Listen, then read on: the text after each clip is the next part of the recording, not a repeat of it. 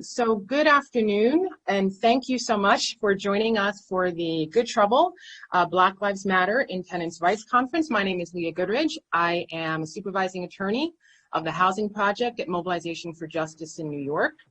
And I want to thank everyone for joining and for bearing with us. We have about 900 people that have registered for this conference, and a lot of you are watching us live now, so we're just waiting as people trickle in.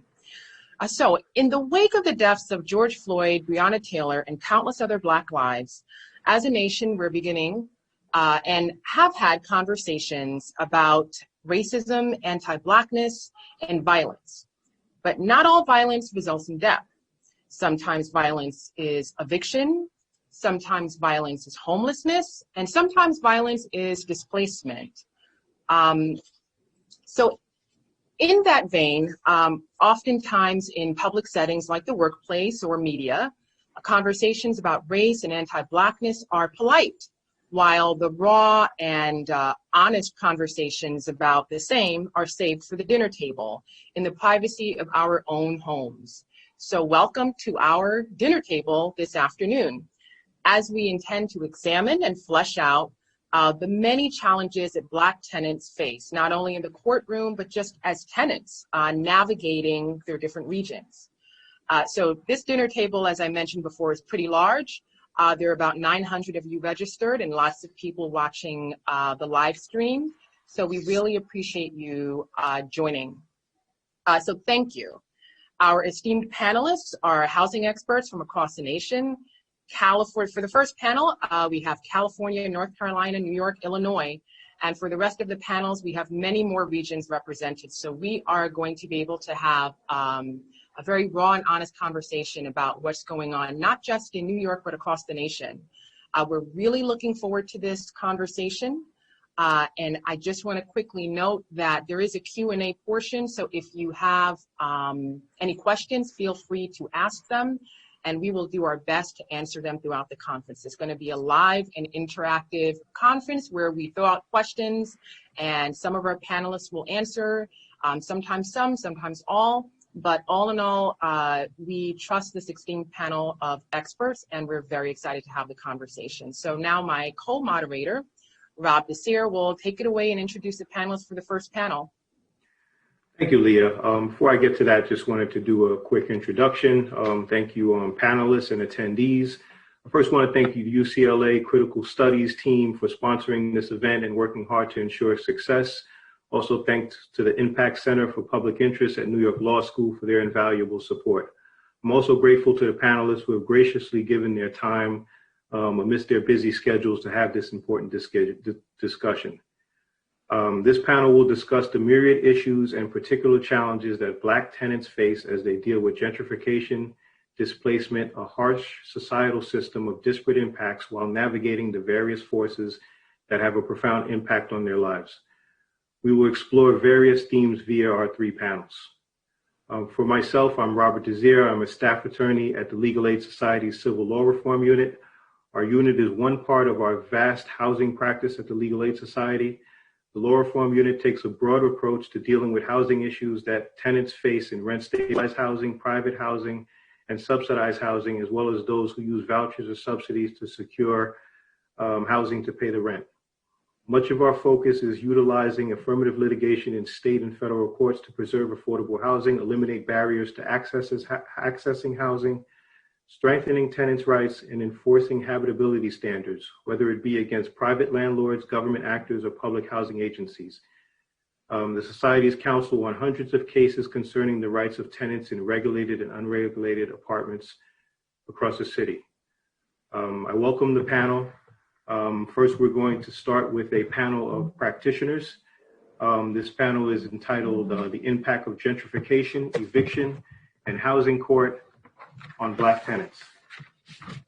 So we'll start with introductions of our panel members.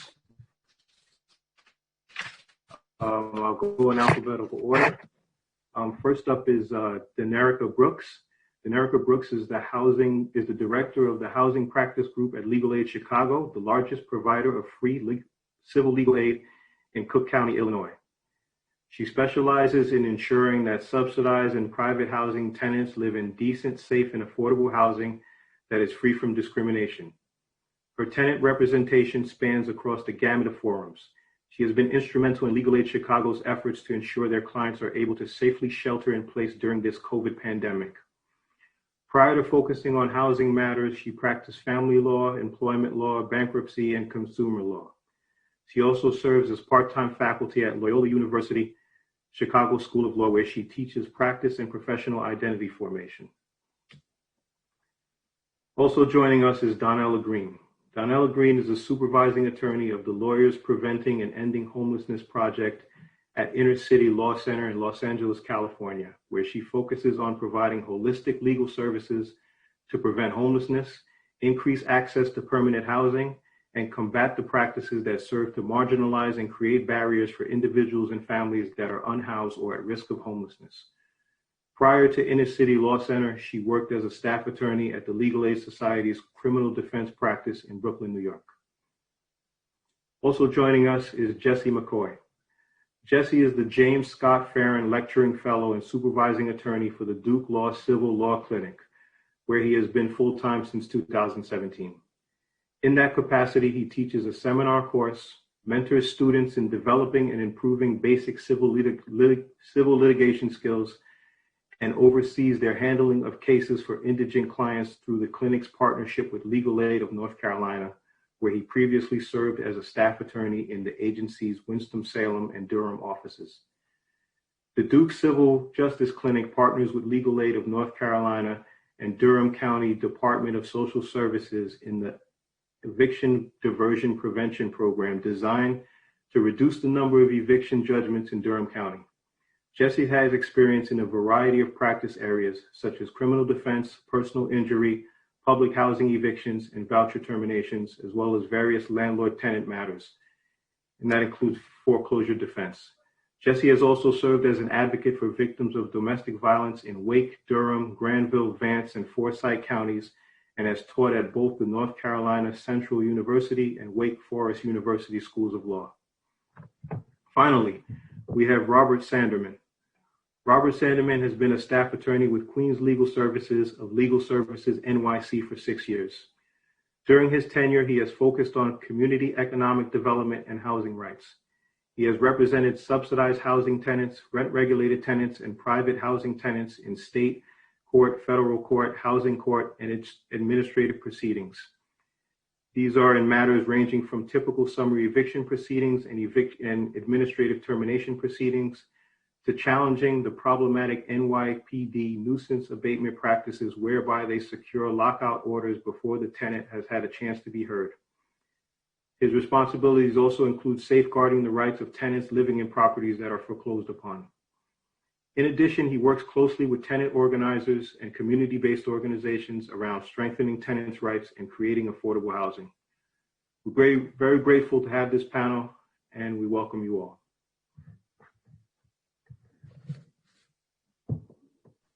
All right, so I am going to throw out our first question, and whoever on the panel would like to answer, let's go. I like to think of this as sort of like CNN, where throw out a question and people jump in. So in a New York Times article in 2019, it said that since 2000, the arrival of, this is a quote, since 2000, the arrival of white residents is now changing communities of color in cities of all sizes, affecting 1 in 6 predominantly African-American census tracts.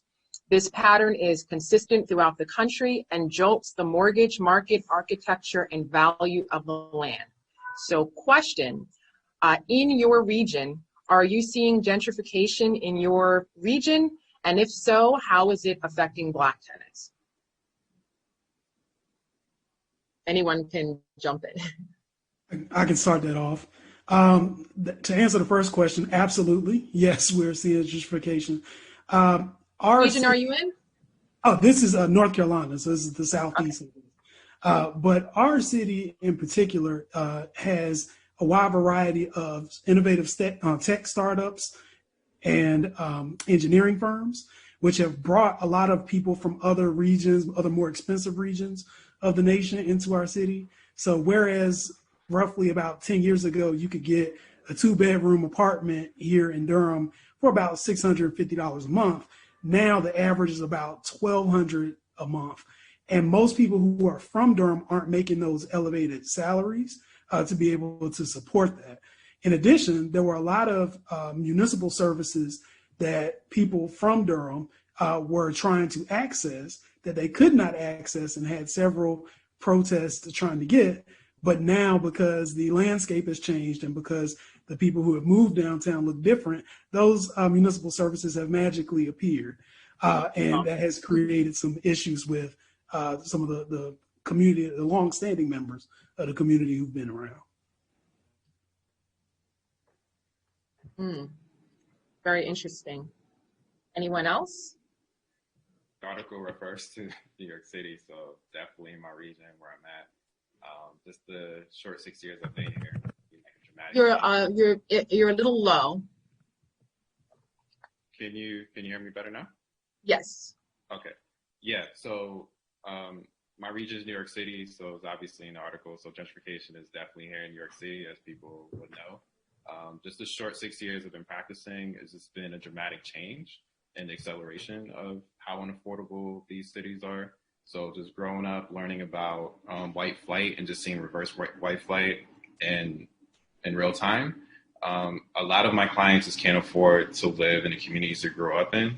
And that even extends to people who are also like live in co-ops and condos, where it's just a cultural divestment in these neighborhoods, and also just divestment of Black wealth in these particular neighborhoods. I work in Queens, so places that you would assume would increase in property value is spreading out to other areas because of proximity to Manhattan. So it's affecting the Bronx, Brooklyn, everywhere. So it makes it harder for me to represent my clients, to defend them, because they can't afford housing in New York City. So there's been a huge exodus of New Yorkers traveling to the South, where it's more affordable, and they're not going to the big cities in the South either. They're going to places where it's much more affordable, but it puts more of a strain on them because they're not close to the city. They have to travel further to work. So that it creates a lot of collateral consequences. And as you mentioned earlier, just the violence of eviction. So the people who can't afford to move, they're just evicted. And we have a huge homeless crisis here in New York City. And we'll talk about this later, but it's just compounded with the effects of COVID, where Black folks are at high rate of being affected by the disease, and also being one of the highest homeless populations as well. It just compounds all those efforts. I wonder, before anyone else jumps in, Professor McCoy, are you seeing any of these New Yorkers that Rob just discussed in North Carolina who've moved for more affordable housing? And then, I'm wondering what happens. Are you seeing them, first of all, and secondly, if so, is it affordable, or is there somehow another systemic housing issue that comes up, and then it also becomes unaffordable for these New Yorkers in North Carolina? So what I have seen an influx of people, not just from New York, but really from all over the Northeast, who have come to North Carolina, and we welcome them. The issue, though, is that the landlords see them too. So the landlords know that they're used to paying elevated rents, and a lot of times people don't know what the rent rates are going here. So landlords largely, particularly the commercial landlords, have been able to jack up rent prices that are still relatively affordable for someone coming from a more expensive area. But for the people who grew up here and who had dreams of raising their kids here, it is very difficult to try to keep up because our salaries are not quite where people in New York salaries are. Helpful to know. Anyone else before we move on? I just have a word to add about Los Angeles, where I am currently. So specifically in the South LA region, Inglewood, where the new stadium, and there has been a tremendous amount of displacement of Black people. In that neighborhood, particularly a black neighborhood where people own homes and live and have been renting there, they've been displaced out east far out east. If anyone's familiar with Los Angeles and the county, this would be San Bernardino, Riverside. So it's a very long way outside of the city. And I would just add, with the displacement of folks from the South LA region, it's just we've seen lots of evictions as the rents rise higher and higher and higher. And specifically in those areas, we don't have protections like rent control in place to keep people in their homes. So just wanted to add that about the South LA region and what we're seeing now currently. Great. So we have a question from an attendee. Is there rent regulation in Durham? So in North Carolina, across the board, we do not have any sort of rent control because it is illegal by statute here. The only way that you can get around it is what they call community development block grants, which typically have to be tied to some improvement purpose of the municipality that you're in. One of those purposes right now has been COVID-19 relief. So we've been able to get some additional financial resources to help people who are being evicted because of COVID. But aside from that, we do not have rent regulation here. Yikes. All right. Anyone else before we move on? Okay. So you mentioned relief for COVID. In your respective regions, are the housing, in New York we call them housing court, but I know in some other courts it's just civil court. Are the housing courts open? And if so, are they open in person, or is it remote or virtual appearances? Tell everyone what's going on in your region for eviction proceedings. Are the courts open? Housing courts.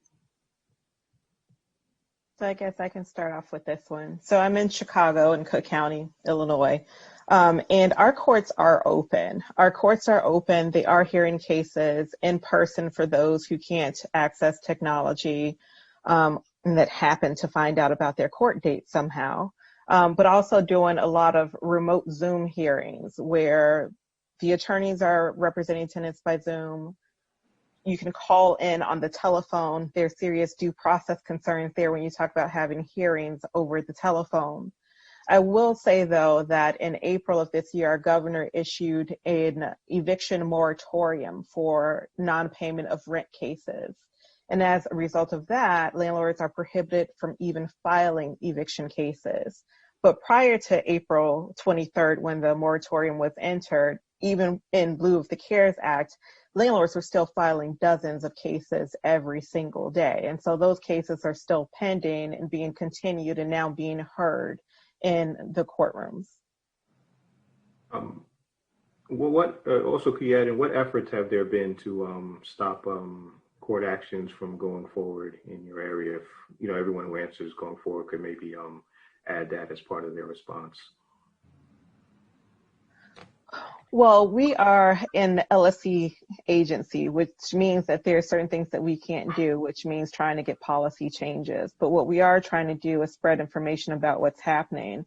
I think the real issue is really making sure that tenants know about their court cases or those who have cases filed and how to actually access the court systems. Because, I mean, having hearings in your absence or not being aware or this huge technological divide between poor people that might have government phones where their minutes are limited and trying to access court or stay online, those are issues that are going to face a number of poor people.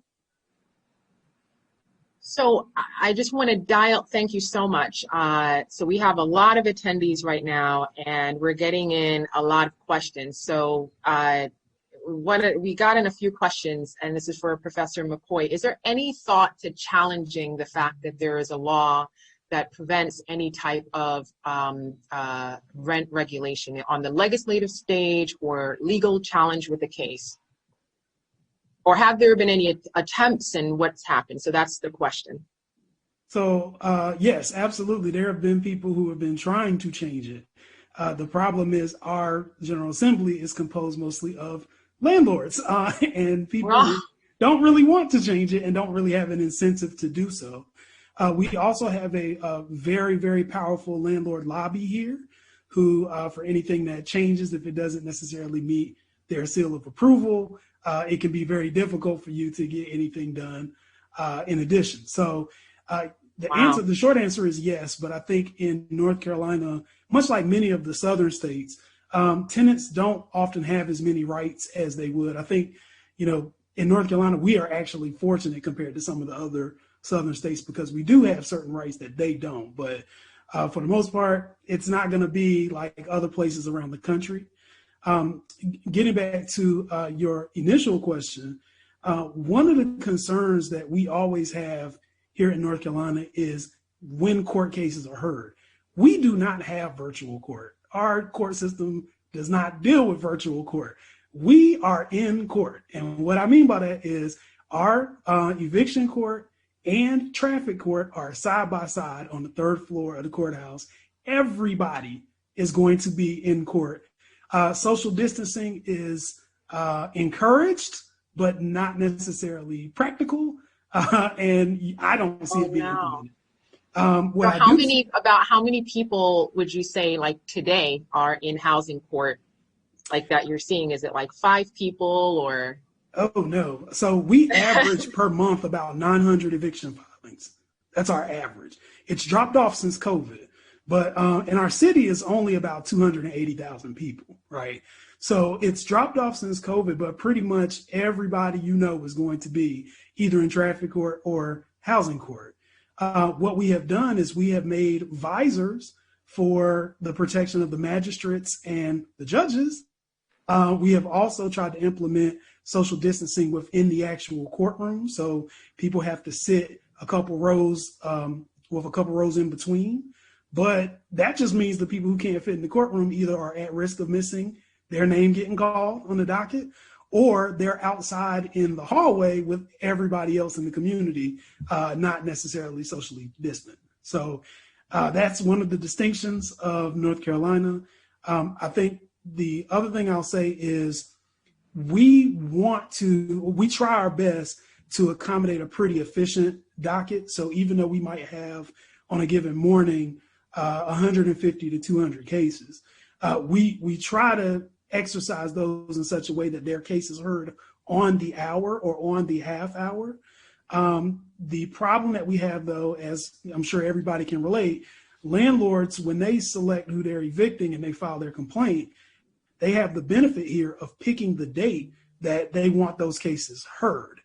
And our tenants, unfortunately, are not consulted as to whether or not you're going to be able to get that day off of work, whether you're going to have childcare issues or whatever. You're expected to be there. If you're not there, your case is going to be entered. That judgment will be entered against you. And on top of that, about 82% of the landlords who file cases, at least in our county, are represented by counsel. And so that means that even for tenants who were able to take off work or who dodged their boss just for the purpose of coming to court, when they get there, they're going to be asked questions that oftentimes they don't understand. So without having Legal Aid of North Carolina or Duke Civil Justice Clinic, having that attorney who can explain to you what's going on and explain to you the things that are legal defenses versus things that are not legal defenses, many people end up ultimately feeding themselves to the wolf before the magistrate. Thank you. That's a lot to take in. I want to add, we're getting a lot of questions. Thank you so much for attendees. We're loving the questions. So I'm going to ask one. This is for Danella. So this is a question. DC and New York have some of the best rent regulation in the nation. Could we perhaps copy this model in Southern California or in California? I'm not sure if that person meant they put SC, South Carolina, but I'm just thinking it's Southern California. So can we have rent regulation? Can we copy that in California? And I would actually ask the other panelists as well if about rent regulation, but let's start with California. So I'll start by focusing in on Los Angeles, where I practice. There is rent control for the city of Los Angeles, but as many know, Los Angeles County is a very large county that is comprised of lots of other cities, some with their own rent control protections, others, and many without. So I think looking in and utilizing the models that exist here in LA, the city and other cities would be a good place to start. But there is rent control It just needs to be universal for the entire county. Great. Anyone else?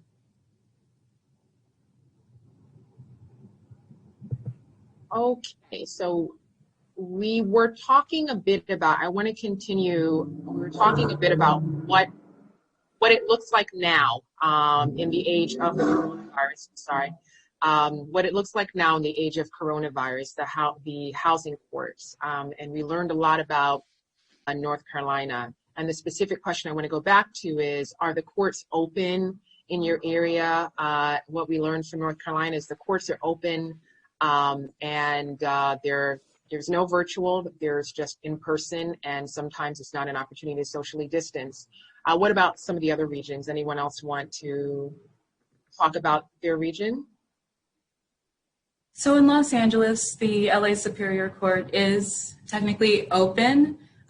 In-person appearances strongly discouraged. So they set up this system called LA Court Connect that allows attorneys and tenants to access their cases either via phone or video connection as well. So there is that, and that's also for traffic court as well.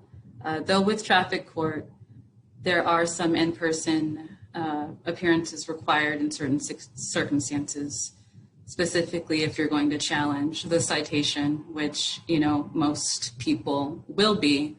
So essentially, in-person appearance is required there in traffic court. Okay. Just want to add, there's been, different pieces of legislation that I'm aware of, obviously in New York, and in Los Angeles that have kind of dealt with landlord-tenant relations as we go through COVID. I know there's the Small Landlord Relief and Stabilization Act in Los Angeles. We've had the Safe Harbor Act here in New York. Can you tell us a little bit about what's been going on in California, what effect that's had, where it falls short? Of course, so AB 38. Black tenants. Sorry. So AB 3088, which became effective September 1 here in California, that's for the entire state. And I'll just note there are other protections at the county level here in Los Angeles as well. But under AB 3088, rent that is accrued between March 1 and August 31st of this year, a tenant cannot be evicted if they're not able to pay a single penny of that amount. So they can't get evicted for it, but they're still on the hook for that rent. And I'll talk about that a little later.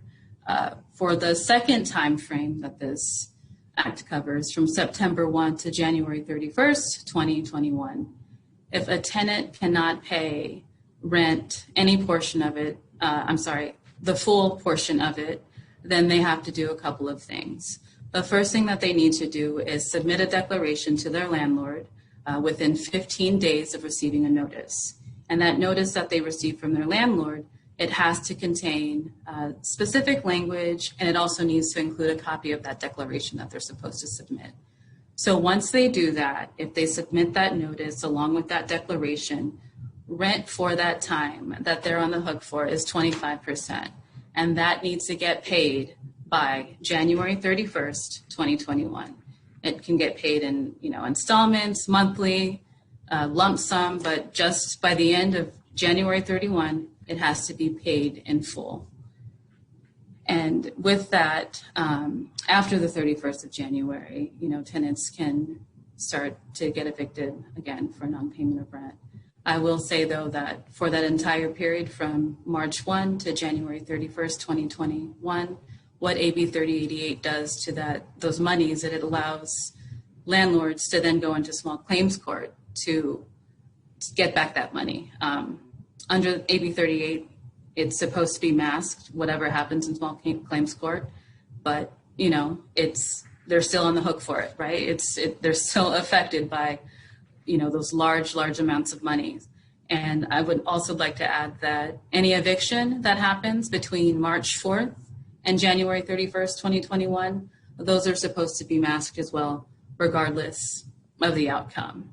So, It is complex, right? And that's not the only protection that we have now. There's a CDC order. LA County has its own protections. And if a tenant is, trying to navigate this on their own, it can be quite confusing. There's several different declarations, it's overwhelming. And frankly, the way to solve this is just by canceling the rent altogether, right? I mean, that would make this easier, but we're not there yet, unfortunately. But that's what needs to happen here, specifically with the evictions here in Los Angeles County, where 9% of the population is made up of Black folks.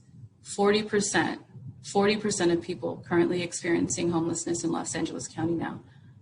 It's disgusting. It's outrageous that it's 40%. And part of the reason is because of evictions, right? It's because tenants aren't guaranteed an attorney when they go into eviction court. And I know many of my colleagues here probably have many, many stories about all of the horrors that they've seen in housing court. I was a public defender before coming to this space, and I was frankly appalled by the things that I would see in housing court.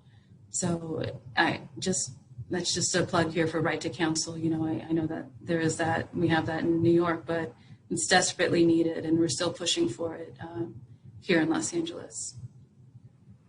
Wow. Anyone else care to add about what protections there have been in their jurisdiction and what that's looked like in practical terms? I know there's similar requirements here in New York where tenants have to submit affidavits attesting to COVID-related financial difficulties.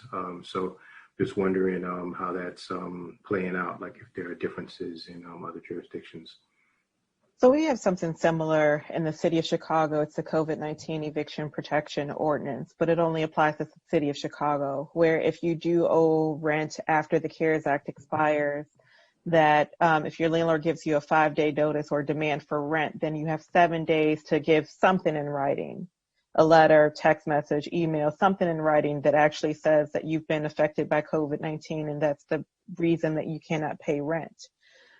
The problem with that is that if you and your landlord, and part of that is that your landlord is supposed to offer you some kind of repayment agreement.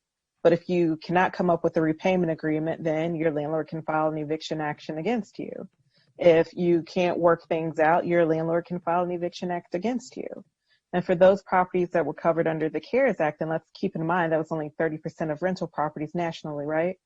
For those properties, those landlords, pursuant to the Supreme Court rule that was implemented, have to actually file a declaration that says that this is not a eviction that's covered under the CARES Act. But what I will say is, currently, because of the eviction moratorium that we have in place statewide, and even some of these protections, I'm less concerned about the non-payment of rent cases and more concerned about landlords that are going to make up excuses to get around those orders that say that tenants are damaging property, threat to the health and safety of someone else, as a way to get into eviction court and get their cases heard before the state moratorium expires and before the CDC order expires, that and illegal lockouts.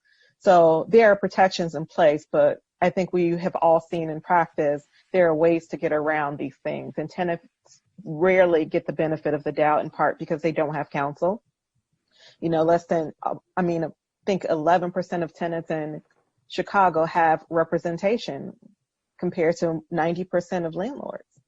And when tenants are represented, especially by my agency, they have a 95% success rate. So that tells you something. So there are protections, but there are landlords trying to get around those protections. I want to highlight the same thing for New York City. So we do have protections, but we still have like a high concentration of poverty in a lot of Black neighborhoods, excessive evictions, like right before the courts closed as a result of COVID. I was in a part where there was like over 100 cases, and that's just like one part. So there's like different parts in Queens. And what you mostly see in the courtroom is, like when you read the new Jim Crow, the Black men are locked up, and then you read evicted, the Black women are locked out. So you see a lot of Black women, like older Black women as well, who are more susceptible to being at risk of COVID-19, coming to court, risking their lives to be evicted. And as you said, there's a lot of workarounds. So number one, we probably don't see a lot of tenants because they get scared, because they get harassed by the landlord. So we don't even see them in court. They move, right? The other thing is you get assigned an attorney at a later stage, even though we have right to counsel. So a lot can happen in between then, and landlords try to work around certain things. We've also seen a lot of legal lockout. So even though we have rent regulation, because of gentrification and speculation and capitalism, we lost a lot of housing stock that were affordable, where it used to be $600, but now it's $2,600. It may still be rent stabilized, but that's not really affordable. When we talk about affordable, it's not necessarily affordable to people that we represent. So it might be more affordable to someone who's high middle income, but not necessarily the clients that we see in housing court. So what we've been seeing is the courts closed in March, reopened in June, and there was a moratorium put in place on all evictions. It was extended through October 1st, which expired yesterday. As you mentioned, this year we do have the Safe Harbor Act, which is specific to a COVID-19 offense. So if you can argue that you were affected by COVID-19 or during COVID-19, then as Fowler mentioned earlier, then it'll just be, you would argue that you shouldn't be evicted for the money that you have. It should be a money judgment. And again, as we know with this community, how a lot of our folks are already rent burden and debt and bad credit scores and stuff like that because of the system, it's just adding another burden to them in terms of like how they're going to find another place, how they're going to afford to do other things. So that's pretty much where we're at. And a lot of organizing has been happening on the ground, trying to get more legislation that would effectively extend the moratorium longer for all New York City residents and also cancel the rent. Rob, you have a question here, Q&A.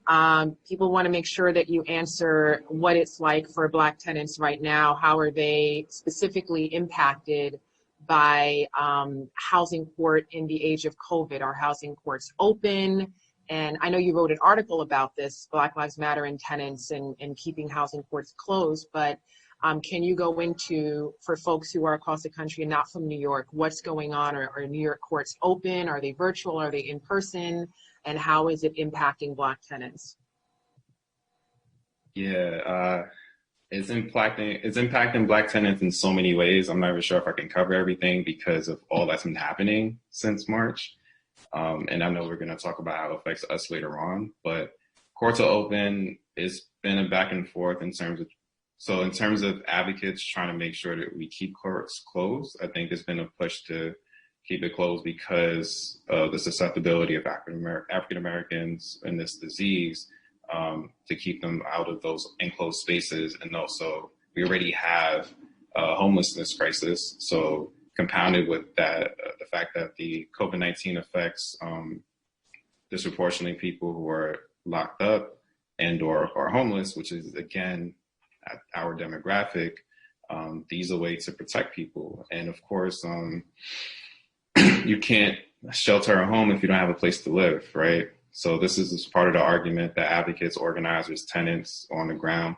Tenants are extremely fearful of not paying rent. So we do the hotline, which was mentioned earlier. It's so important that we can communicate to tenants and give them the information because they're getting misinformation from their landlords. They're getting threats. They're being told that you could get evicted tomorrow. Some people might not even contact us based on that. They might just leave or they're just tired of being harassed. Sometimes, so people can come to court, but you can also do it virtually. I've been doing all my cases virtually because I want to protect myself and my clients. But sometimes I literally have to just go through a 30-minute explanation as to you're going to be fine if you don't show up in court. I'm going to be there. There's just this fear of not paying rent, not being sure what's going to happen if you're not there. So it's a lot of anxiety just specifically to that. And then I have clients like this, particularly this Black male who is a hard worker, had 2 jobs, lost it because of COVID. We had this really good agreement that was going to save him a lot of money, but everything stopped. But of course, the arrears are accruing. So since the money's going higher and higher, it's harder to get that money now because it's ballooned to a certain amount because his rent is already currently high. So just trying to advocate for that. But then you have moments where you just want to give up and leave. But just, I guess, being a social worker, if I can, talking people through things, helping them understand that they're not in this alone, that a lot of people are going through this, that they can't afford rent. We're already plagued with high unemployment, and then especially doing this now during COVID. So people are, and then on the flip side, we have essential workers who are putting their lives at risk every day, and can still barely make their rent as well. So that's what I've been seeing. And then of course the racial injustice that's been happening in the world. You can only imagine how they're being affected. I remember even pre when everyone was started paying attention with George Floyd, I've been seeing like all these videos of people, particularly in public housing, New York City public housing, is being targeted for just being Black, walking around, being targeted for maybe not wearing a mask the proper way. When you see opposite images of white people receiving bottles of water in Central Park. And I've seen like even worse videos and images of like police beating up bank tenants who, and it didn't go viral, but that's what people are dealing with, being essential workers, dealing with that, dealing with the threat of court. And even though the moratorium was in place, just the fact that they continue to owe so much money to their landlord and just have no clue what solutions lie forward or what they're going to do. So, yeah.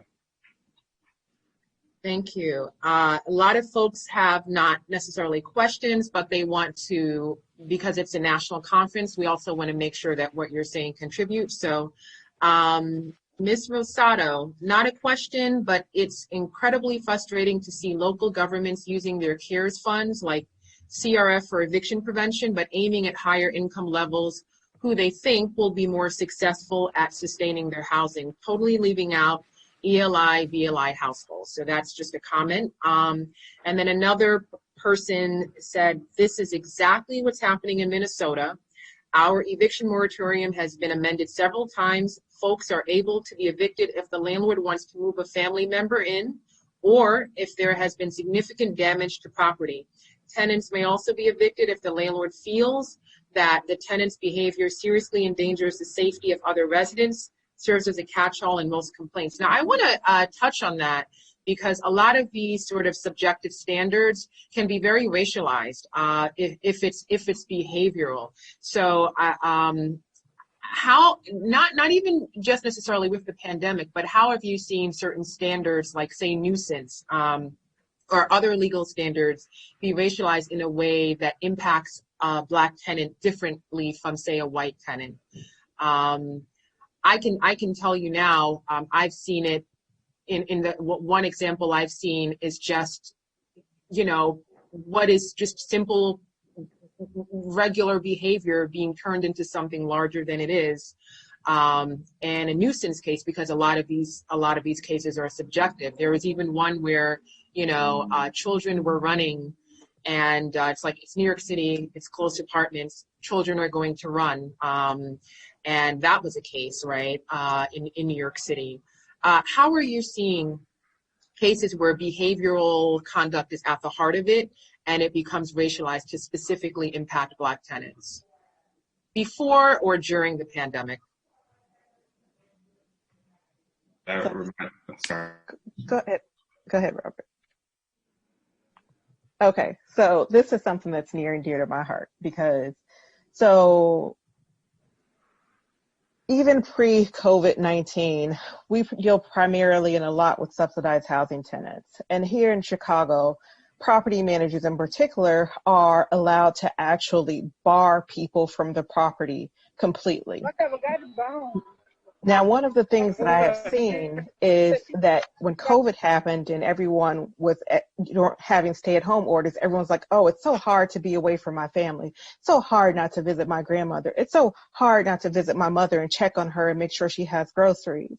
But here in Chicago and Illinois, landlords have weaponized Blackness in a way where minor interactions or personality conflicts lead to individual family members being barred, and not a temporary bar, but a permanent bar. So you have 17-year-old children, particularly Black men, Black boys, who are being barred from premises where they are told you can never in your lifetime come back here. If your mother's on her deathbed, you cannot come back here. She needs groceries, she cannot come back here. And this is a lifetime bar with no discretion to get off of it. So when we talk about this, someone going into the office and saying, look, I need these repairs made and you aren't making them, I don't understand what's taking so long. And the next thing you know, you get an eviction notice because you're threatening the health and safety of the staff or other tenants. It's weaponizing those internal biases and stereotypes against Black folks being aggressive. So I know I get a little hot, but that's something Please do. But it's really hard to try to explain to a child that you can't come back to visit your relatives under any circumstances, not holidays, not birthdays, and don't step across the threshold in the courtyard because your mother is going to end back up in eviction court because you came into the front yard. Is this for public housing specifically, or this is for all types of? It could be all, but primarily Wow. you see it in subsidized housing, where we, not necessarily public housing, but yes, public housing. That's one of the ways that they settle eviction cases. Bar this person from the property and we'll let the rest of the family stay. And that's a tough choice for people that are on the fringes of surviving. Yeah. Well, we've got a little about 10 minutes, and I want to make sure that we get to a very important question. According to the American Bar Association, Black attorneys make up 5% of all attorneys, and there are very few in public interest, as I think we all know, being in legal services. I want to know approximately what are the majority of your clients Black? And so it's a two question. So are the majority of your clients Black or a good number? And what has it been like for you as a Black attorney to experience the Black Lives Matter movement while fighting for your client, like in legal services? I know it's been very traumatic for me, but I'm the moderator, so I won't speak. So anyone can jump in. So I can start this one off. My clients, I would say the clientele is roughly 70% African-American, 30% Latino. And it's odd because I've seen eviction courts operating in several different states, and it's always the same people who are being evicted. So it tells you that the system is working the way that it was engineered to work. On top of that, I think the concerns that we always have whenever we're dealing with eviction court is other things socially that trickle down through the manifestation of housing. So when you look at eviction, you have to think about why are certain people renters and why are certain people owners, right? And that's because your federal government supported certain people being able to rent certain people being able to own and have generational wealth that they can pass down. Whereas other communities, it's like every generation is starting over, right? And what happens is you get penalized for the same barriers that were instituted against you. So it's not a shock to me that no matter where we go, it's the same clientele. As far as the Black Lives Matter movement goes, if anything, I felt inspired because doing this work, particularly when you don't see a lot of other Black faces who are representing tenants in housing court, it can get very isolated. And sometimes you are dealing with so many things on your plate trying to fight for housing justice that you just feel overwhelmed and inundated with all the other things that are going on. So to me, I've had this push for Black equity, and it's intimidating for a lot of folks who are not of the community. But I feel like, it's more than just our right for survival. It's our right for equal standing and economic participation in a government system. And as long as we're going to continue to allow situations such as what we see in eviction court, where we know that there's a gross inequality in power, if we're going to allow those situations to perpetuate, then this thing only is going to get worse. I think lastly, this is all about, in my eyes, dehumanization. right? So there's always going to be the need to perpetuate a consumer base who will always have to fork over their money, their earnings, their capital to another system that is usually white dominated. And because it is white dominated, when they say that you have to go, then people have understood that they need to go, right? You can fight all you want, but there, compared to the number of people who need us versus the number of people who actually get us, it is very, very small. So I think that we are dealing with systemic issues that have been here before the beginning of time. Hopefully this movement is going to push us in the right direction to get some kind of progress so that we're not having the same conversation in 30 years from now. But unfortunately, I just don't see it. Very powerful. Thank you.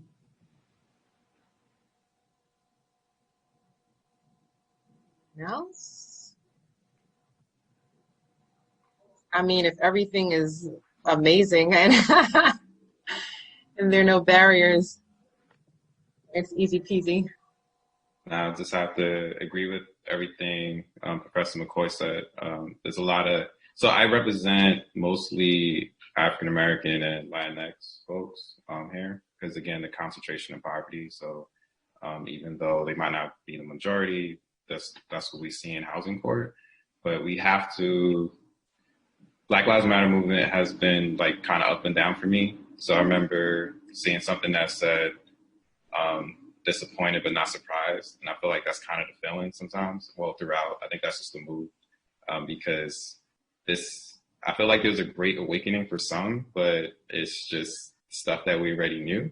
And we saw it in our practices. If you take like a holistic viewpoint to see outside of the fact that just money exchange capitalism, that it's okay to just evict this person, but not seeing how, like I see even, I'm arguing with the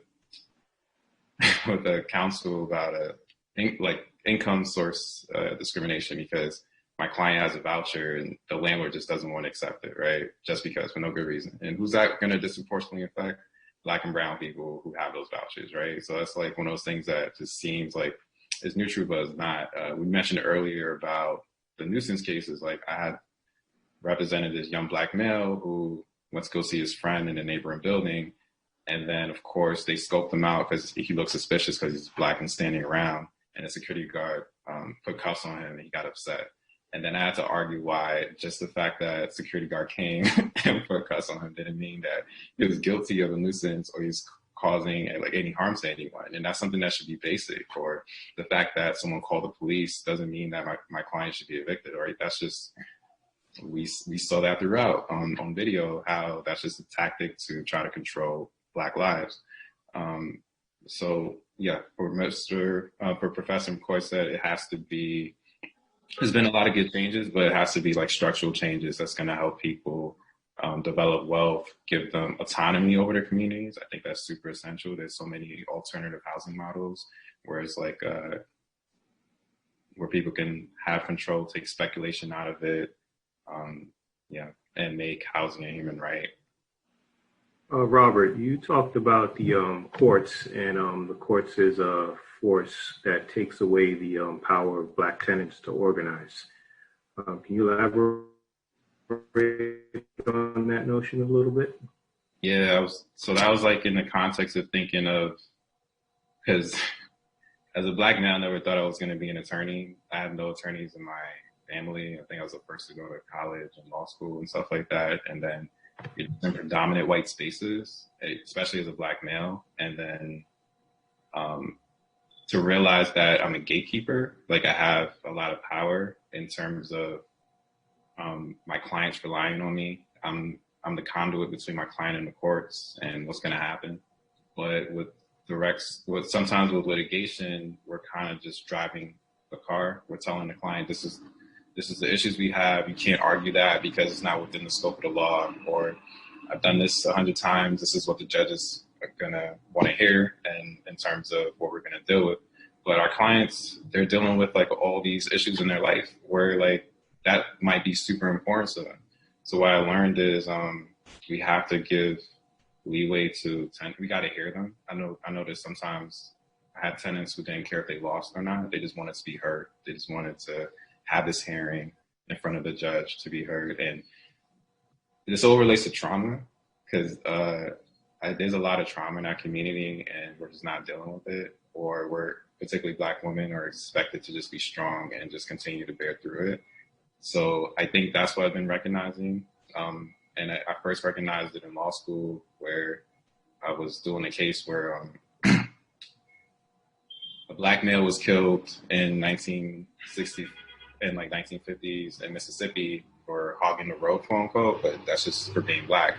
His kids didn't really know much of the story, but like in talking to a stranger who's in Boston in my law school, they like, this is the first time they divulged all that information. So these are people who've been living with that in their heart for like decades, and either just never had someone ask them about it or spoke about it. But like just the fact of just talking to someone or putting the story out, restorative justice was like a huge aspect. So like I kind of just view the work I do now in terms of that frame of like letting someone be able to tell their story, restorative justice, sharing that story.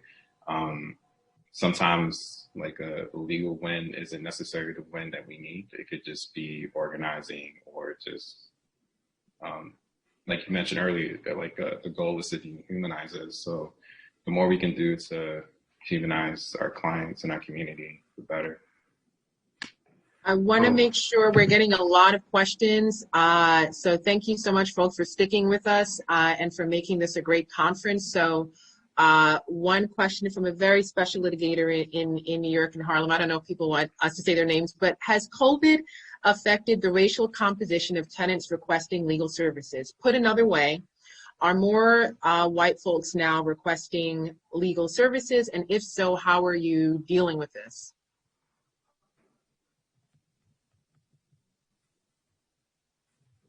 I will say that we have not seen an increase at all. It's still the same people that are facing eviction, the same Black and brown skin. And I, will just say we don't get as many choices and chances and as much understanding as others have. And so maybe that has something to do with it. You read into whatever you want to, but the makeup is still the same. Anyone else? I just want to note for folks, we're getting a lot of questions, and we definitely want to make sure to answer your questions. So it might seem a little bit disjointed, but we want to make sure to answer your questions to make it as interactive, meaning, we're asking a question here and then we're coming back to it, but we want it to be as interactive as possible. And we're getting a lot of folks from around the country, asking stuff. So anyone else want to answer that? Before we move on to another question about the racial demographics changing for folks seeking COVID relief, legal representation. I just wanted to agree. I mean, I haven't seen any change in the composition of people who are seeking services. It seems like it's the same people, but it's just a larger number. And I think if anything, it's a testament really to who was deemed to be essential workers during these time frames. Who was deemed to be the people most susceptible to this virus. And so ultimately, we have the same people, we have greater numbers of those people who are seeking service. And I think, if anything, what stands out is before we had already a housing crisis going on, but we were dealing with people who were typically like service workers or somebody who was a waitress who were struggling to get by. But now we're dealing with people who were working and essentially would have had jobs that were gainfully employed. And because their jobs have shut down, they're now in a situation that many of them are unfamiliar with, and having to navigate this maze of social services and try to dig for rental assistance funds from churches and from a variety of different groups. And simply put, like, there's just not enough money in the form of rental assistance to help everyone. So, this is only exacerbated in North Carolina by the fact that the great things that my colleagues on this panel have talked about, things like right to counsel, things like moratoriums issued by the city and the state, we don't have that, right? So we've got the CDC moratorium. We've got, we had a moratorium from our state governor that only covered the month of June. And all he said was that June rent had to be amortized in the next 6 months. So you can't evict based on June rent. Aside from that, come July 1, unless you were in a property covered by the CARES Act, sorry. And then now that the CARES Act was over, everyone kind of had this push to believe that the Senate was going to agree to extend the terms of the CARES Act. And the Senate told everybody, nope, we're not going to do that. So because they didn't do it, a lot of people are clinging to the CDC moratorium here in North Carolina. If it wasn't for that, we would already be in the tsunami of evictions. And even with this, it's only postponing that tsunami of evictions until January, because we still don't have rental assistance. The deficits are accumulating at exorbitant rates. There are additional late fees that are being tagged on. And we have clients now who, because they were protected by both the CARES Act and the CDC moratorium, they may not have paid rent in full since March. So it's going to come to a point where at the end of December, around Christmas time, you just have to make a decision to cut your losses and go. And I think that's going to be detrimental, and it's going to be felt throughout the economy. We have a comment by my namesake, Leah, in New York. His comment is, in New York City, maybe more white tenants who are going on rent strikes. I want to follow up on that. Are there some litigation strategies like rent strikes that may make Black tenants a target that may not work for Black tenants specifically? I say rent strikes because it was brought up. Like, for example, one litigation strategy could be, your landlord isn't doing repairs, just don't pay rent. But sometimes my advice might be different depending on the type of housing, because that might not work necessarily in public housing. And that might not work necessarily in public housing. And so my advice sometimes is different. So I'm wondering, in the context of if the tenant is Black, African American, and they may specifically be targeted in a different way, are some litigation strategies different?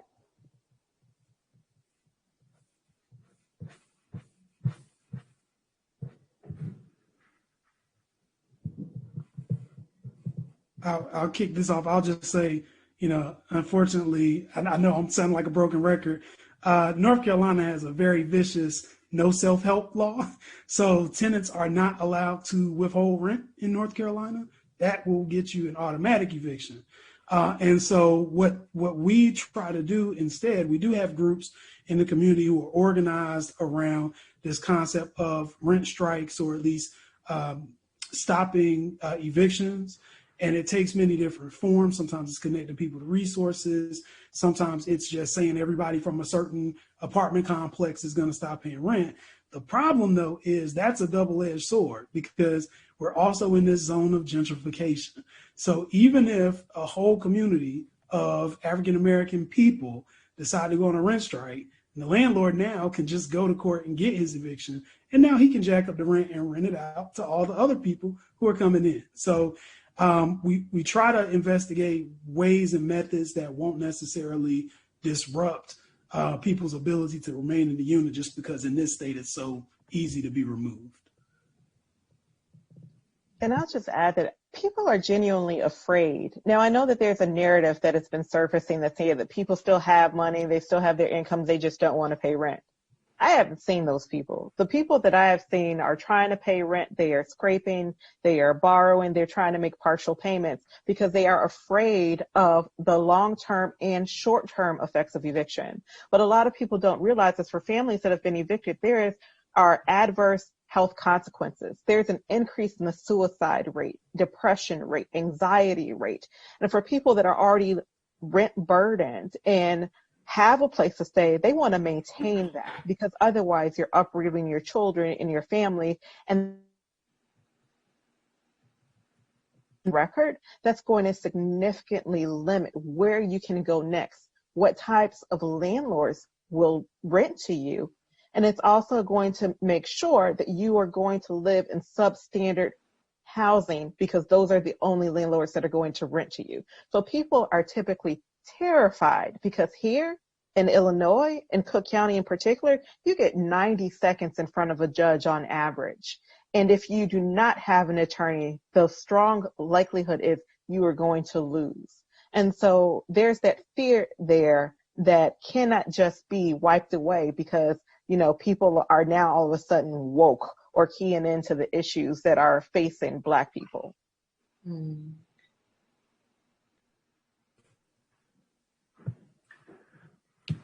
So we have a question from the chat, which I think would build on this, and this is for everyone. Question asks, many nonprofit organizations put out statements in support of Black Lives Matter. How do you think legal services providers are doing in the reckoning with anti-Black racism? What can be improved?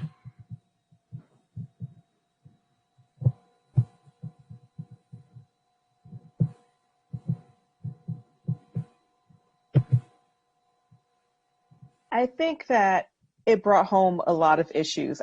I will say at the beginning of this, there was a tension between the Black Lives Matter movement and whether or not that was a political statement. Because the fact that Black lives should matter to people has somehow been politicized in a way that not-for-profit agencies, and especially those that rely on the federal government for their funding, the risk of doing something to lose the funding that's helping all of these people, I think that created a tension.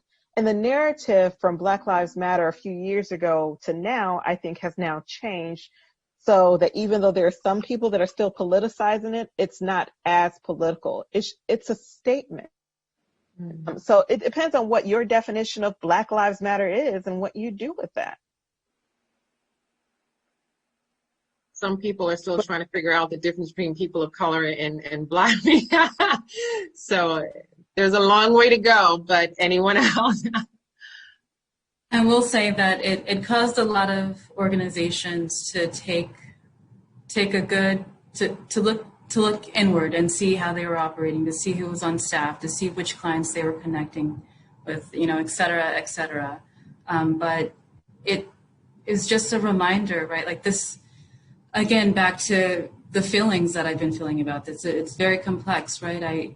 I'm happy, I guess, that people are having these conversations now, but at the same time, these are conversations that should have been happening, and we've been trying to have happen, and we were quieted and pushed aside, and said it's not relevant to the work. But lots of organizations have been taking a look inward, and from all this, I think we move forward and make sure that on staff, at the management level, on board of directors, that we have people of color, we have Black people with lived experience, we have Black people from the communities that we serve. The organizations that we work for need to look like the communities that we serve. I mean, I think that's just the bottom line, and that's nothing that shouldn't be seen as a radical statement.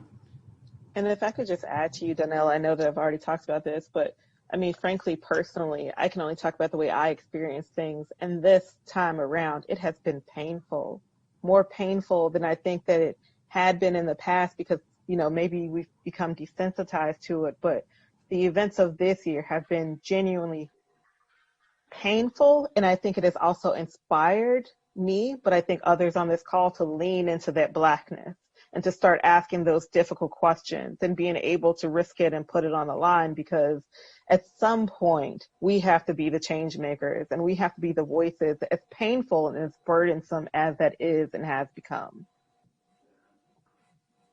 I agree. Sorry, go ahead. There's just a lot more work to do. I think it's a good step to have the conversation. Always feel like these situations are a little too late. It happens when things blow up, in terms of focusing on it and having that conversation, where we've been seeing the slow bleed of the change in our communities. Our communities need that protection now. They need people in positions of power that are going to be thoughtful about them and to look outside the scope of the narrow things that we're doing at work and see how we can uplift our communities outside of work. How can we use our power to influence, to make those changes, those structural changes that our clients need.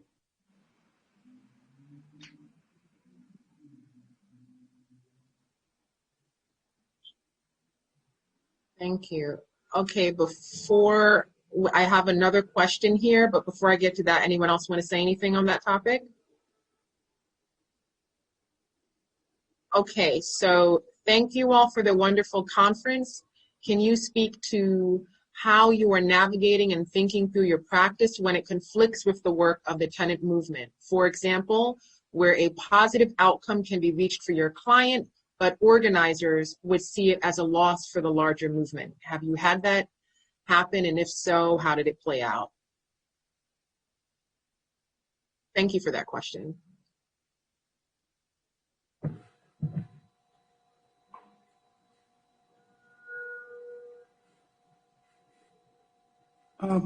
I think most of the work that I've done so far, as far as being involved with organizers, is more like educational, like more speaking to groups about how the process works legally.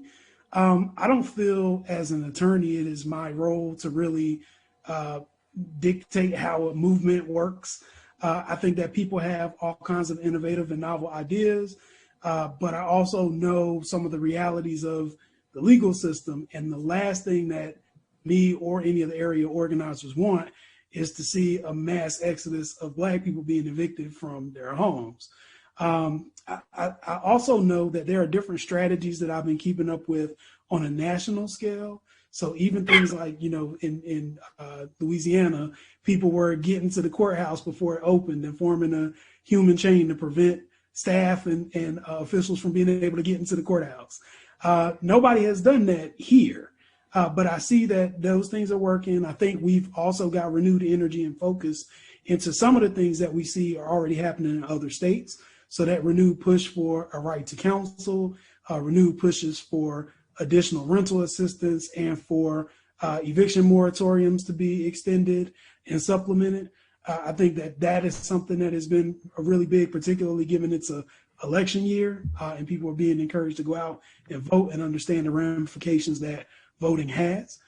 So I think that there are other ways, at least in North Carolina, that those groups have been organizing to try to get this message out.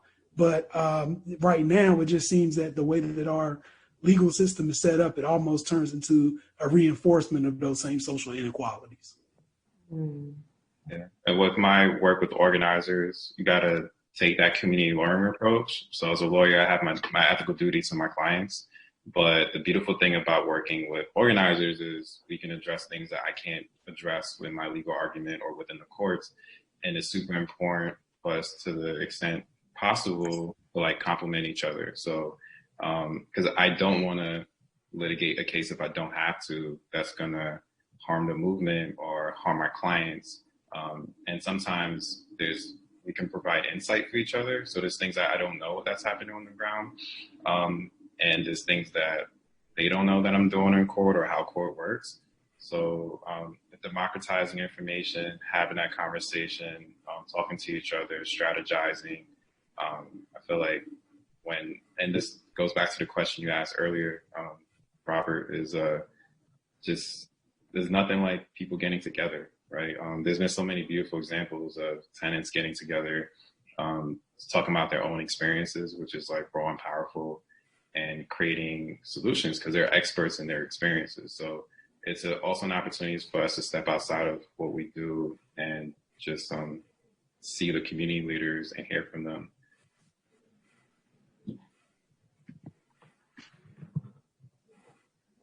Just one small thing that I'll add here. It's just that question just really gets to the heart at why it's crucial for, as tenant attorneys, that we work alongside organizers, and we work with the community-based organizations that have been doing this work for many, many years.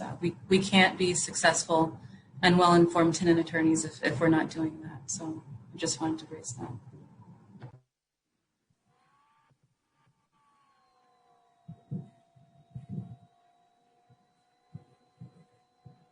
So we have 5 more minutes, and I really wish that we had all evening. We have gotten a lot of questions about organizing efforts. That's the next panel.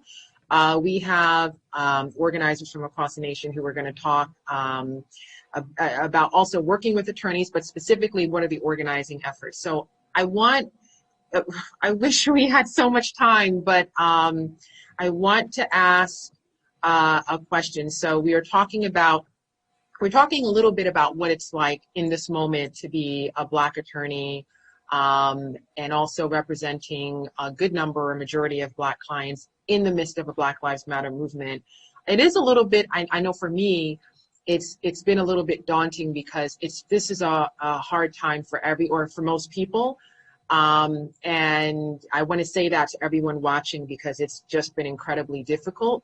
And then it can be even harder when your job is really supposed to be to show up for someone else, because you're trying to show up for yourself every day.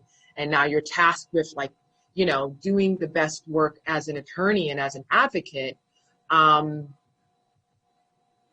What advice would you give leaders? I want to start with different people. What advice would you give leaders of legal service organizations in how to cultivate a culture that is speaking to the Black Lives Matter movement and that is inclusive, just of everyone, and on the cusp and speaking to the movement going on right now?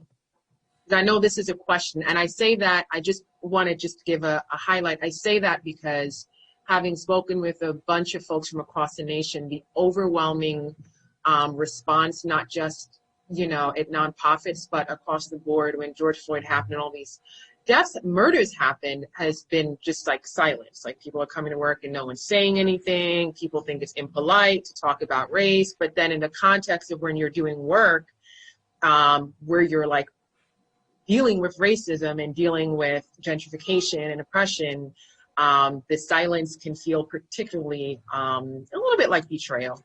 So what would you say? What advice would you give to leaders of legal service organizations in what they should be doing right now?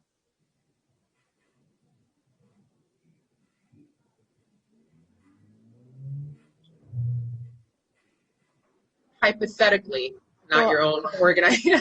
Well, you know, I will say that I was fortunate, and I don't know whether this was the result of my rage that came out when I attended that first meeting after Memorial Day or what, but, you know, we actually talked about it, and we created some space to talk about it. And I think that every organization needs to look internally at themselves and take stock of where it is that they are.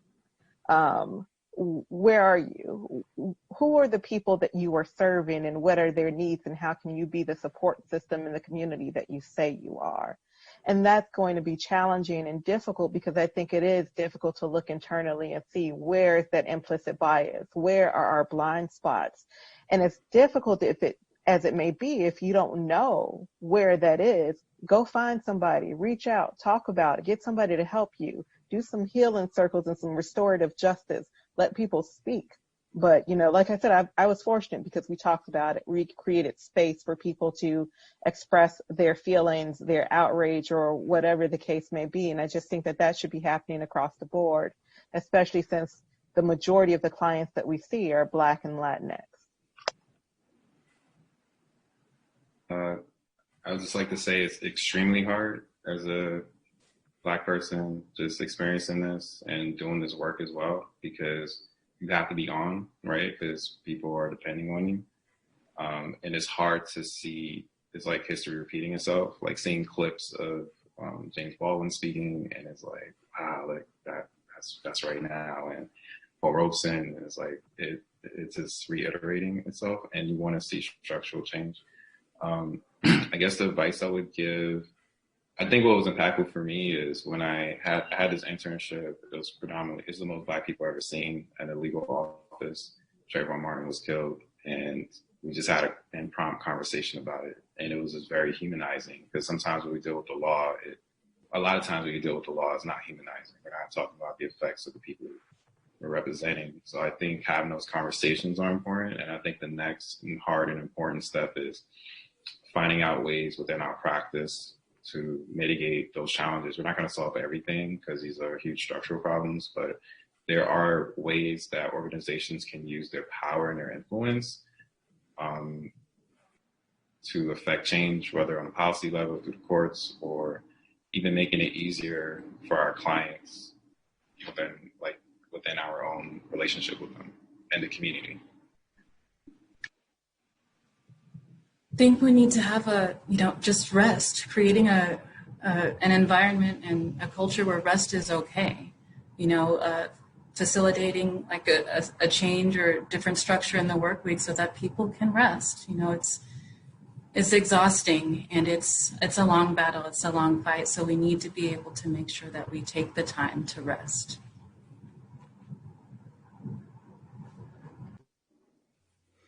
And I'll just say, my opinion may be a little bit different from my panelists. I feel like we were made for such a time as this. I think that we've got lessons from our history. As you can see, I've got Muhammad Ali over my shoulder. I came ready to fight, and I plan to do that. I think that we have to understand that this is a time unlike any other in American history, because now people can't hide behind the excuse of I didn't know. Now it's on your TV, it's on your cell phone, it's on your iPad, it's on your Kindle. You can't run from it. We've got a president who, does what he does, and people have to react. They have to have some kind of emotion about that. I also believe that it is important for all of us to be unequivocally Black. And what I mean by that is, I don't care who is in your circle. I don't care who you work with. You never silence yourself for anybody else or to comfort somebody else's feelings when your community is being murdered, right? You don't. And I feel like if people aren't able to deal with that, that's their problem. That's not your problem. So our job is to come in and help the people that we spend all this money, time, effort to get these tools to be able to help. Further, I also think as far as legal services organizations, the biggest thing that people can do is just listen. Listen, like, don't think that you always have an answer to every single problem, or that just because you have credentials on the wall or just because you make a little money that you know what's going on, because you don't. I think there are a lot of people who are in these communities who are just as brilliant as I am, but weren't blessed with the opportunities that I got. So this is more of a synergy for us to get together, figure out how can we best work with one another in order to accomplish the changes that we want to see. We were told by a great man that we have to be the change that we've been waiting for. And I think that the time is now for all of us. I look on this panel and I see youth, I see vibrance, I see brilliance, I see people who are going to go out here and make statements in their respective areas in this country. And I think sometimes it's hard for us to remember that those things reverberate. There's a generation of people who are looking at us who want to be lawyers because they see what we're doing. Just like I look to Thurgood Marshall and Constance Baker Motley to see what they did, right? And if they can go through the South and bring in and usher in integration, then I can do my part to bring in Black equity. Well, you have got a bunch of folks in the comment section saying amen and hollering. No one's hollering, but well, thank you so much for that. Someone said, take us to church and preach. So thank you so much. I want to thank you all. I know that this is a really tough time. As I've mentioned before, it's been tough for me. It's been tough for all of us. And for folks watching, we have a lot of folks who are watching from across the U.S., from all types of different demographics. And thank you so much for joining us, for learning, for fleshing out the issues. We really appreciate it. And I want to thank our panelists. So round of applause. Yay. All right. So we are going to head to I think we kind of have to leave off on Professor McCoy. I will, while we wait for the second round panelists to enter, I'd like to just read some of the things we're people are literally saying amen and holler in the comment section. So I would like to read some of the comments. I don't know if folks want us to say their names. So if you know, minus saying your names, you can put that when you do the Q&A. So legal services organizations should be doing more to address structural issues, structural racism, but they do not. One reason is funding considerations, legal services corporation funding with its limitation. We should also talk about how we use public money to support changes in courts and otherwise. So that's one comment. Another comment is this presentation is much needed. We know there are problems. It's a question of effective strategies to counter racism, which many of us wrongly believed was a thing of the past, in addition to whatever gains and protections are being strengthened due to the efforts of Black Lives Matter. My husband is a member of a federally recognized Native tribe, and they survived many of the same abuses discussed here today. You rock. Okay, thank you. We have a lot more comments, so keep them coming. So now we are going to start our second, these are great comments. We're going to start our second panel. So thank you so much for the folks on panel one. I applaud you for your work. All of us do. And thank you for joining us. See you later. All right. So it looks like we're going to get right into the second panel. Yes. We are just waiting for one more person. So let's get 1 minute and then we'll get right into it. Yes. But I have to say, before we get into it, I can already tell you that we got throughout the first panel, probably at least 20% of the questions were about organizing. So people are very excited about this panel. Very excited for you all. We're going to start shortly.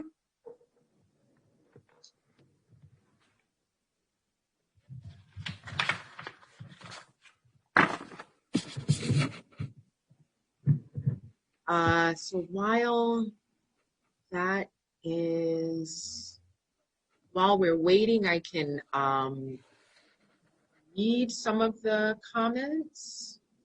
If Congress would take off our handcuffs, legal aid could be much more effective at achieving systemic solutions. Yes. Okay. As the executive director, we're just waiting for the next, for one more panelist, so I'll just continue to read some of your comments. This is from the Q&A from the attendees. So as the executive director of a legal aid program in the Deep South, Louisiana, I am deeply appreciative of your discussion this afternoon. We are committed to moving beyond mere diversity and to continue the historic fight of legal aid for equity and inclusion. Great. All right.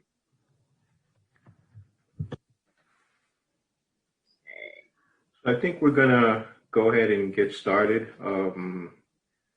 Jonathan Hutu is the third panelist for this hour. He'll join us, but we're going to go ahead and get started, and I'll start with the introductions, and I'll include him as well. So this is the organizer panel. This is our second hour.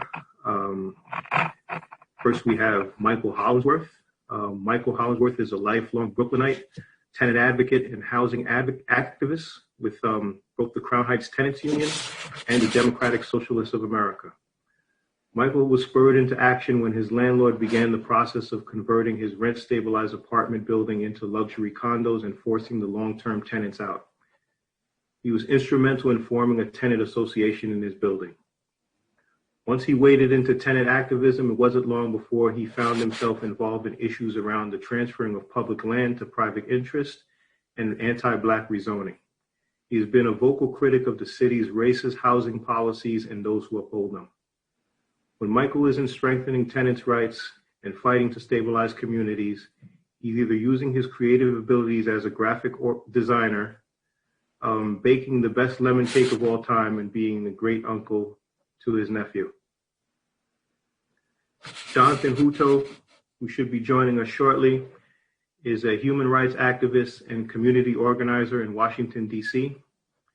His most recent work involves strengthening marginalized communities across the District of Columbia, particularly public housing residents, via outreach, trainings, advocacy, and grassroots mobilization. Jonathan has been active in various DC grassroots movements over the past 20 years as a political strategist, organizer, and consultant.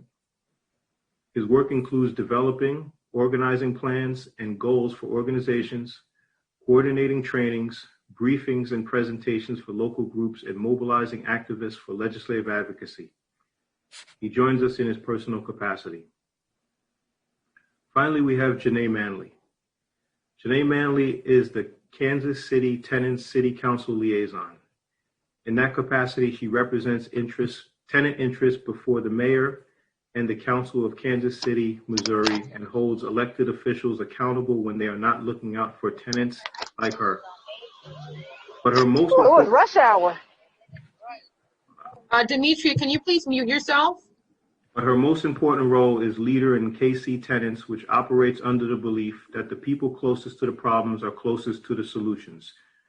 KC Tenants organizing efforts focus on ensuring that everyone in Kansas City has a safe, accessible, and truly affordable home. In December 2019, Kansas City Tenants won a Tenants Bill of Rights and an eviction moratorium for Jackson County at the beginning of the COVID that's recently expired in June. They are currently working with the ACLU in pursuing litigation to address Jackson County's interpretation of the recent CDC eviction protections that essentially render them meaningless. Kansas City Tenants is also currently focused on petitioning the governor of Missouri to suspend rents and mortgages, enact an immediate comprehensive statewide eviction foreclosure moratorium, ban utility shutoffs, mandate universal service, and provide homes and expanded services for people experiencing homelessness. Welcome all. Great. So we have an extremely active Q&A with folks from around the nation asking questions. So my index cards, I'm throwing them out at this point because your questions are much better than the ones I had. So I want to just tell folks, go ahead and ask the Q&A. I'll start off though. What are you all, Janae and Michael, what are you all, what organizing efforts are you all engaging in to protect Black tenants' rights in this moment?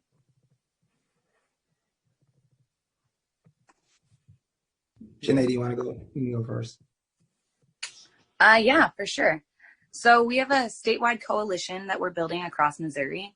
I don't know if you guys know, but Missouri is mostly rural. There's 2 big cities and then another city, Springfield. So we built a coalition and we are currently tooling people up so that we can all fight within our cities. And that is also to help cancel rent through Governor Parson. We also have a tenant defense team, which is a collection of our leaders, and we are going and looking for tenants who are looking to stay in their homes and building up tools and resources as to how we can do blockades, occupations, all of those types of things to really keep Black people in their homes right now. We have a mutual aid fund for our leaders.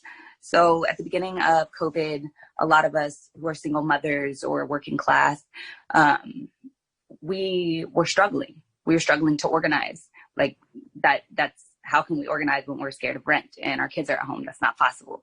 So we created a mutual aid to hold our people so that we could, in fact, organize during this crisis and reach out to other people. The other thing we have that is really awesome is a hotline for tenants to call. And that's to address questions and concerns, especially with the moratoriums and how those work, and to document incidents where landlords are harassing them or not following the law. And we try to take that information and especially bring it to city council and let them know what is going on. And with that tenant bill of rights, licenses for landlords can be revoked. So right now we are actually trying to work with our mayor to make sure that that is happening. Hi. So first I would just want to say thank you to both Leah and Robert for organizing this. I don't know why somebody hasn't thought of it before, but it's a super brilliant idea, and I'm glad you guys decided to invite me. So here in New York City, we have some of the same options that Janae mentioned. You know, we're for instance, here I live in Brooklyn, so in Brooklyn, we recently formed an eviction defense network because we know that ultimately we're going to be the ones that keep us, safe and in our homes. We can't rely on the police to do that. And, we obviously can't rely on our state, our state officials. And for the past 6 months, we've been, fighting on an entire, one of the good things is we have, not only do we have local organizations, like for instance, like I said, I live in Brooklyn, but we also have a statewide coalition, which is called Housing Justice for All. And through that, basically since the pandemic has started, we've been, trying to force our governor, our state legislature to pass 3 bills. One would be an eviction moratorium. The other would be to cancel rent. And then the third would be a homeless vouchers program, which would also lead to permanent housing because New York State is, not unlike a lot of other states in this country where, the homeless situation is, out of control. So those are the things we're fighting for now. Unfortunately, it was a long line earlier. I don't know. Unfortunately, here in New York State, most of our elected officials are beholden to the real estate industry, and they rely on their money. So it's a bit of a struggle, but our plan is to keep fighting to get those 3 bills passed because our other option is to see our neighbors thrown out into the streets, and for us, that's not really an option. So, yep.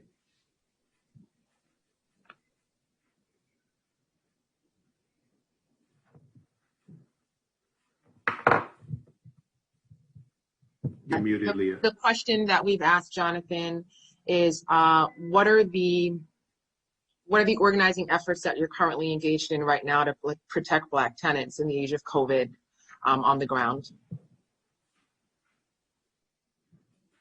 All right, thank you all for having me. Let me apologize for being on my phone. My computer's still loading updates, but I hope you all can hear me good. If you can hear me good, give me a thumbs up real quick. If y'all can hear me okay?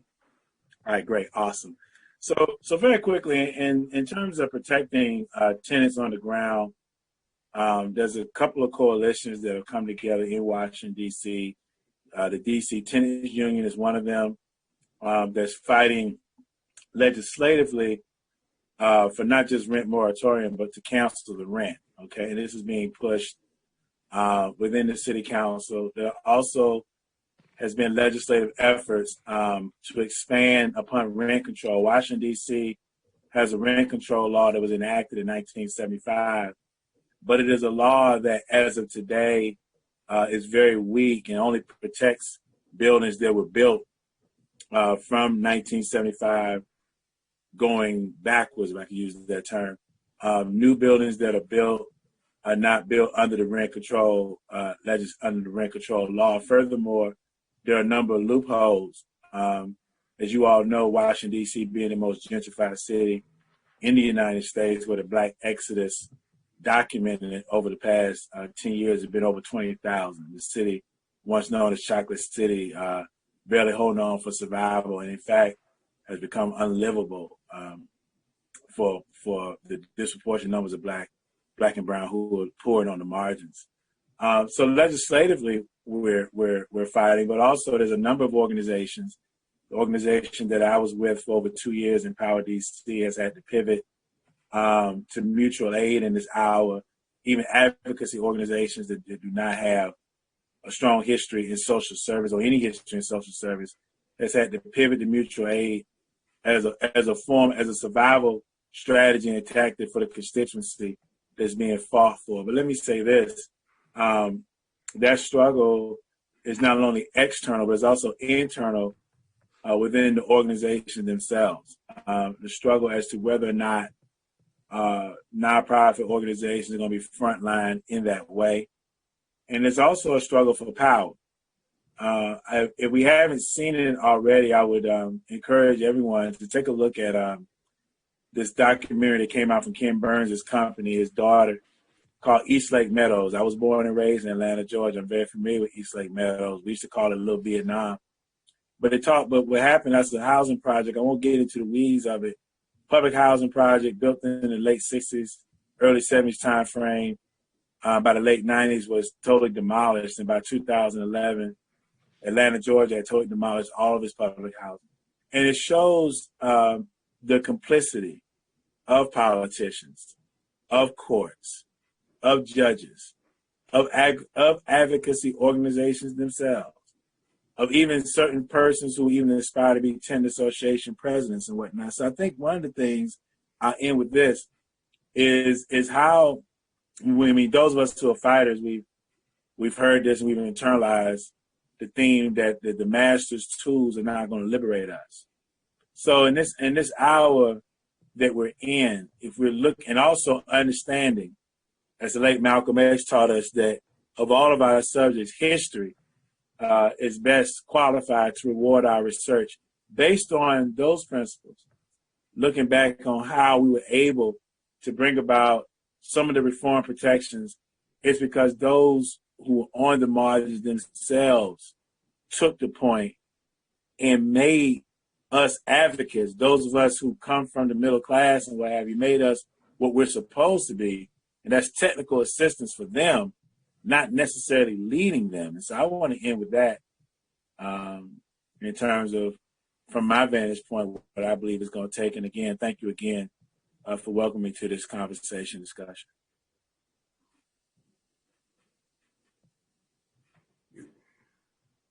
Janae, question from someone. I have a question for Janae and the other panelists. Can you share more about the Tenant Bill of Rights? In LA City, we're trying to pass something similar in an anti-harassment ordinance, but progress there has been rough with real estate interests deeply tied to our politics. Yes, so the Tenant Bill of Rights, we announced it publicly at the end of last October. And the campaign went until December.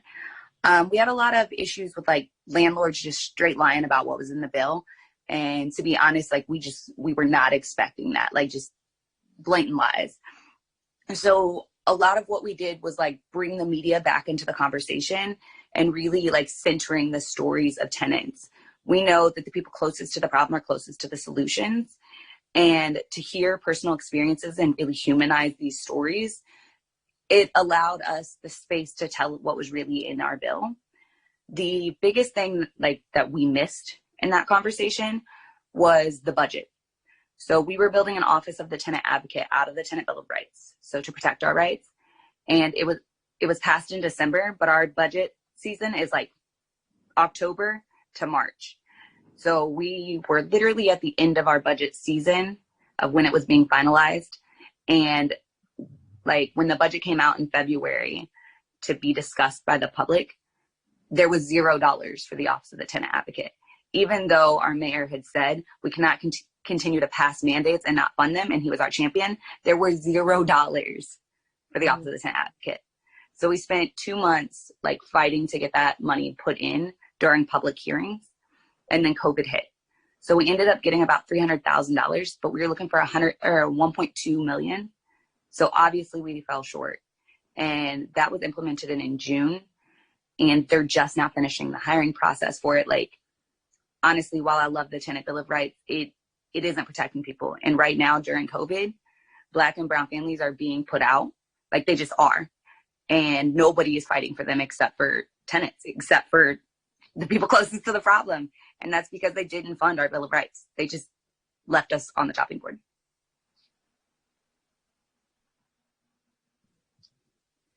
We have a question. How have you been responding to, well, okay, this is about cancel rent. And whenever, one of the criticisms of cancel rent is, well, what about small landlords? And another one is, what about landlords of color? This will actually, yes, cancel rent will help all tenants, and specifically the majority of whom are tenants of color who are suffering.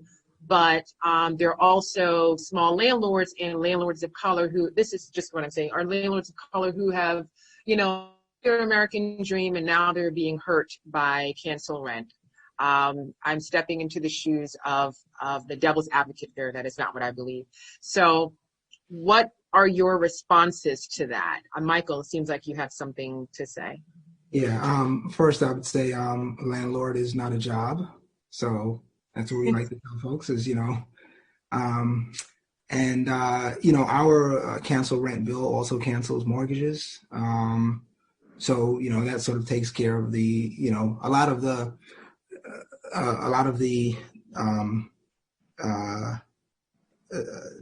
small landlords, are Black, right? So, that, and they basically rent out, maybe, one level of their home. So that would help them too. We're definitely not concerned about the huge international landlords, which are these days here in New York are the majority. So like the Blackstones and the Achilles's, they can kick rocks. We don't really care about them. But the bill does provide cancellation of mortgages. So, yeah.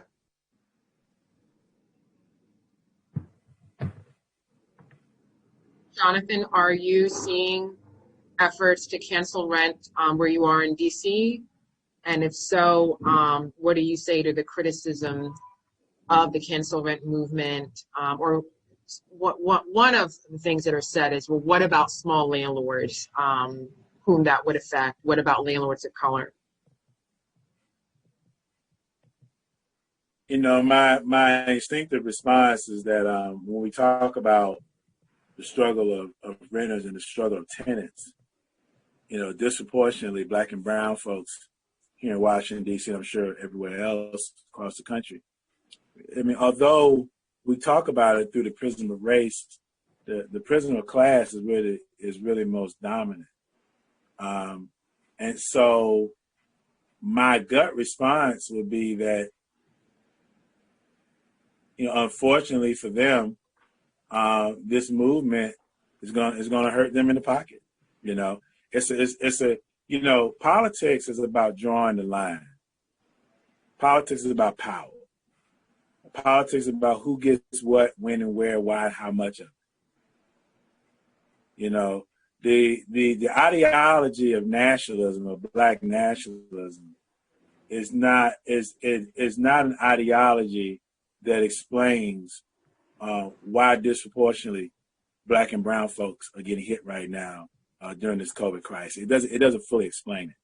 And so a Black nationalist solidarity type position will have you, if you subscribe to that ideology, it will have you actually potentially cheering and pumping fists for those who actually are looking to profit from the current crisis. Look, I'm an alumnus of Howard University. Howard University has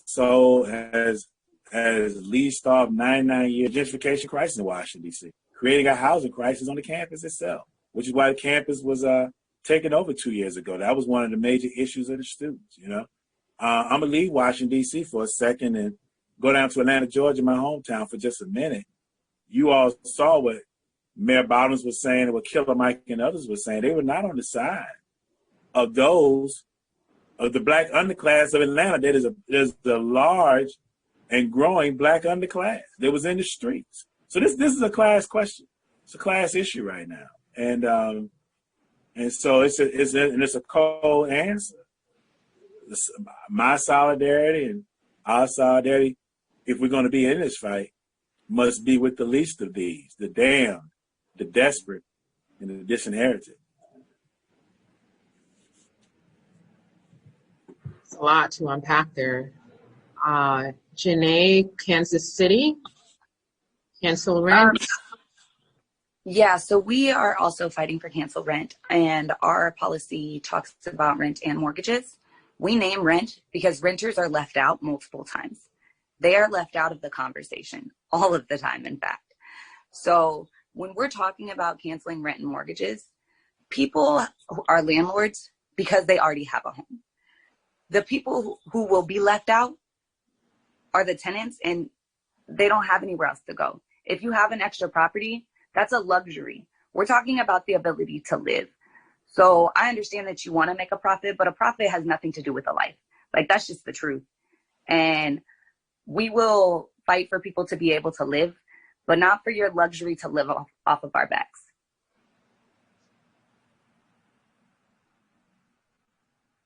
Okay. Okay. We just have, there's just a general comment. Do legislators realize that this back rent isn't coming from anywhere? Are they reckoning with the reality that a lack of rent relief will create, or are they just woefully ignorant, hoping that if they ignore the crisis, it will go away? So that's just a rhetorical question. Here's another one. Have there been any current or previous efforts for land trusts in your area? And what is your opinion on that? And any advice on how to organize those? I'll quickly speak for some of the New York elected officials. Yes, they are out of touch. A lot of them, although, they'll, obviously when they're running for office, they'll, preach, Black love and about how much they love our communities. But unfortunately, once they get in the office, something happens to them. So they for sure are out of touch. And, we try to explain, like folks are saying in the chat, a lot of us were struggling before the pandemic, right, to pay rent. And then now, we've got tons of people unemployed. And the number that's even more staggering that people don't talk about is the amount of Black folks who lost income. They're still working, but they've had their income reduced. So if you were already struggling before the pandemic and now you've lost your job or you've had your job, dramatically reduced, how are we going to pay, 6 months rent, or however much it accumulates to by the time things, get back to, I guess, somewhat normal. So for sure, most of our legislatures are out of touch.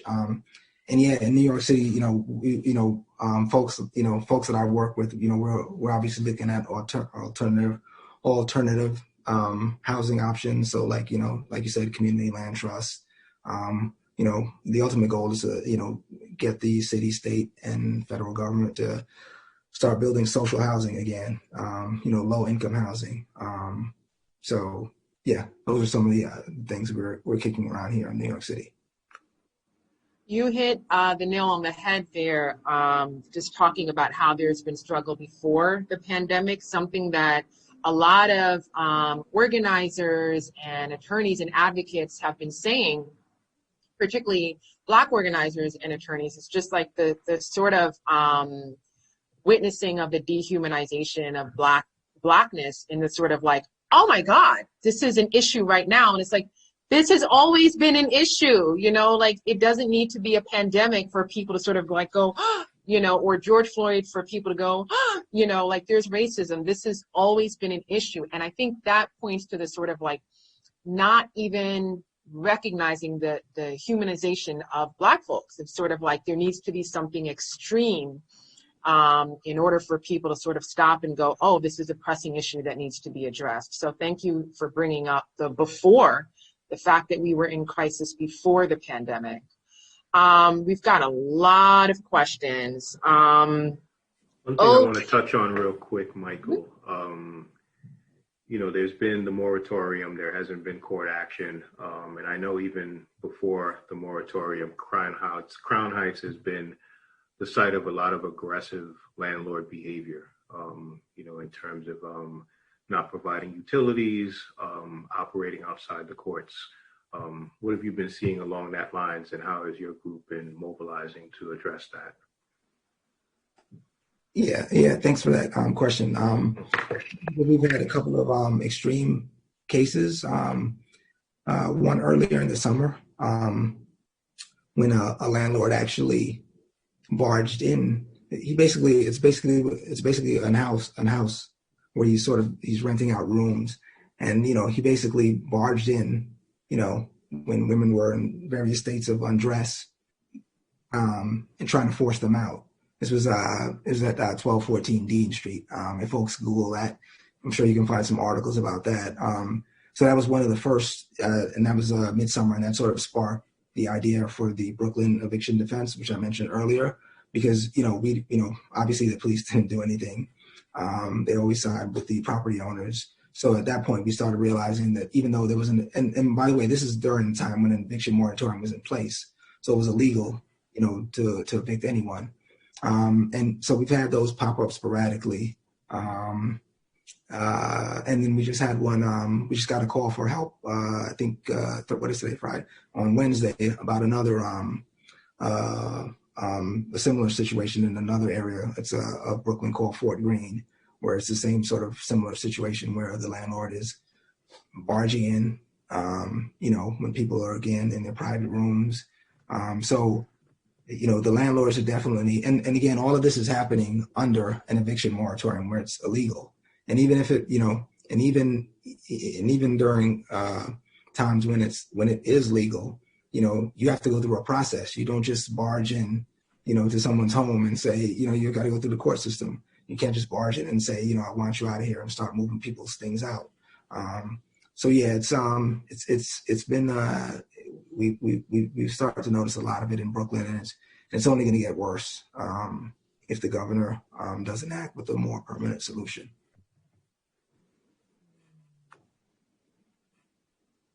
So, question: what does organizing look like for you all, and what is working? So for example, so for folks who are not as familiar with organizing, are you all, going to the courthouses and sort of like storming in the courthouses? Are you going to landlord offices? Is it more, you're canceling elected officials? What exactly are the specific techniques? I don't want you to reveal trade secrets or anything, but, what are the specific organizing efforts that you all are engaging in? And it doesn't have to be, during the pandemic, but specifically that you're seeing, that you're engaging in. Sorry. I know Janae has done quite a bit that's landed her in news articles but she can talk more about that than I can. So we have been targeting our Jackson County presiding judge and asking him to do an eviction moratorium. So I can give a little background and just kind of how that's been playing out since the beginning of COVID. So in April, we extended the eviction moratorium in Jackson County from April 1st to May 18th, and then to May 31st. And that was just like with pressure of emails and like phone calls and just like drilling people to, hey, make these calls, here's a script, like let them know this isn't okay. And then in mid-May, we had pushed about a couple hundred calls and emails to Judge Byrne to extend it to the beginning of June. So May 28th, it was a couple days before the eviction moratorium had ended. It was clear that he was not going to extend it any further. So we escalated to a die-in in front of the courthouse. And that included a whole bunch of our tenants who weren't as high risk. My kids came out and did it with us. And literally, my kids laid on the ground for 45 minutes because they knew, wow, this is our future in the rain.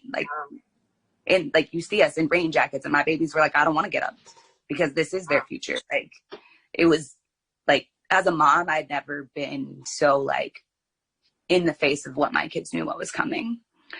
But the goal of that was to put a face on what it looks like to be evicted during a pandemic. And then on June 2nd, we had a vigil at Judge Byrne's house, reminding him of the seriousness of these evictions. And his neighbors had actually offered and did deliver our huge banner and our demands to cancel or to end evictions. We heard nothing from Judge Byrne, so we had to escalate again. So July 31st, we had a rally outside the courthouse and did a virtual and in-person disruption, truly bringing that crisis to the creator. So we spoke directly to tenants and the judges, and I'm just going to read a quote from that. Tenants in the room, this is not your fault. You deserve a decent home. You deserve shelter during a pandemic. You are not alone. KC Tenants had your back. Judge, you are complicit with every eviction you hear. You are making people homeless during a pandemic. You are killing people. It doesn't have to be this way. You have a choice. End evictions or people die. Me and another Black leader were arrested while chanting, all evictions are an act of violence. Mm-hmm. And still we got nothing. So we had to escalate again. So, I mean, for real, like, I was working 46 hours on the overnight, screaming at my kids from bed because, like, I wasn't functioning. Like, this is real life for people, and it is killing us. And when it's not killing us, it's like destroying our self-worth and our children's self-worth. It is death by 1,000 cuts, y'all. Like, my son came home and told me that he wished he wasn't stupid during pandemic. And that's because I'm yelling at him because he's being a child in a pandemic and can't go to school. And I'm working overnights and exhausted. Like, this is, it's real. It's killing our spirits. It's killing us. But to get back on point, sorry. The CDC eviction moratorium went into effect, and Jackson County responded by allowing landlords to continue evicting for non-payment and forcing tenants to come to evidentiary hearings. So we know this is a violation of the protections meant for tenants. And on September 30th, the ACLU filed a lawsuit on behalf of KC Tenants against presiding Judge Byrne. Yup, that's right. Wow. That's right. And the goal of this is to force him in our courts to uphold the CDC's eviction moratorium. So again, if you put tenants in front and allow them to lead, we will shut shit down because it is our future. Great. Sorry, not the S word, crap. Yeah. Thank you. I'll just quickly say yes to all of the above that you listed, Leah. We've done everything. We've been to housing court in Brooklyn, I think like 9 times. Oh, I know. We had a big action yesterday in Manhattan where 16 folks got arrested. So, like, you know, we're doing everything. One thing we found is actually, I'll quickly mention, we found is really effective. And we usually say direct action gets the goods. We have a couple of state senators who didn't want to sign on to any of the 3 bills. And, you know, they would use excuses like, oh, I don't have tenants in my neighborhood, which is a lie. Wow. Yeah, that's a common one. And amazingly, when we planned to march on their homes, when we were en route to their homes, we got word that they had just amazingly sort of changed their positions, and they decided to sign on. So for us, you know, if you're okay with, you know, marshals coming to our homes and throwing us out in the street, you know, we can come to your home and protest peacefully in front of it. And it's worked here, and it's worked here in NYC. So I would encourage other folks throughout the country to employ that in your organizing toolkit. Quick question.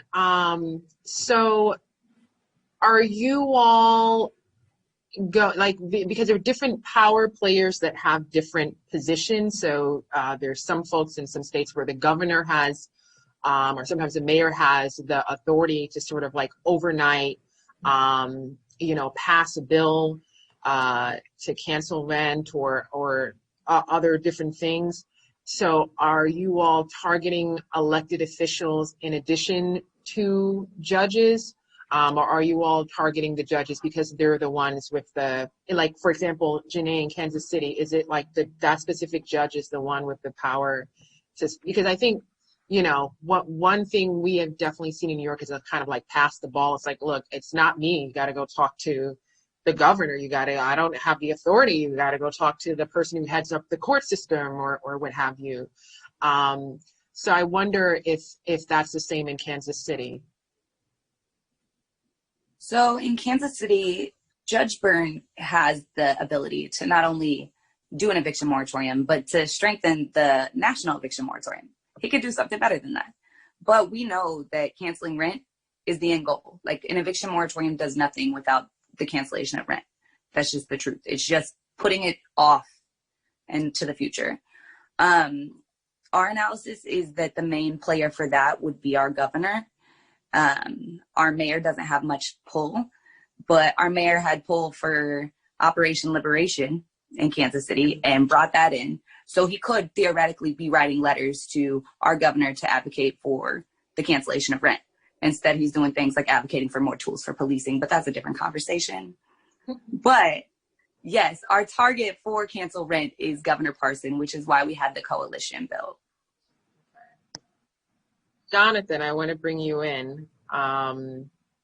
What types of organizing specifically are you involved in DC? Is it storming courthouse buildings? Is it going to the homes of judges? What does it look like for folks who are not as familiar with organizing?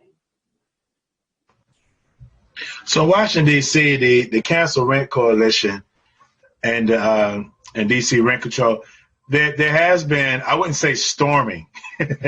there has been. I'm not against storming, by the way, but it just hasn't ramped up to that level just yet. But there has been some strategic protests at the mayor's house, Mayor Muriel Bowser.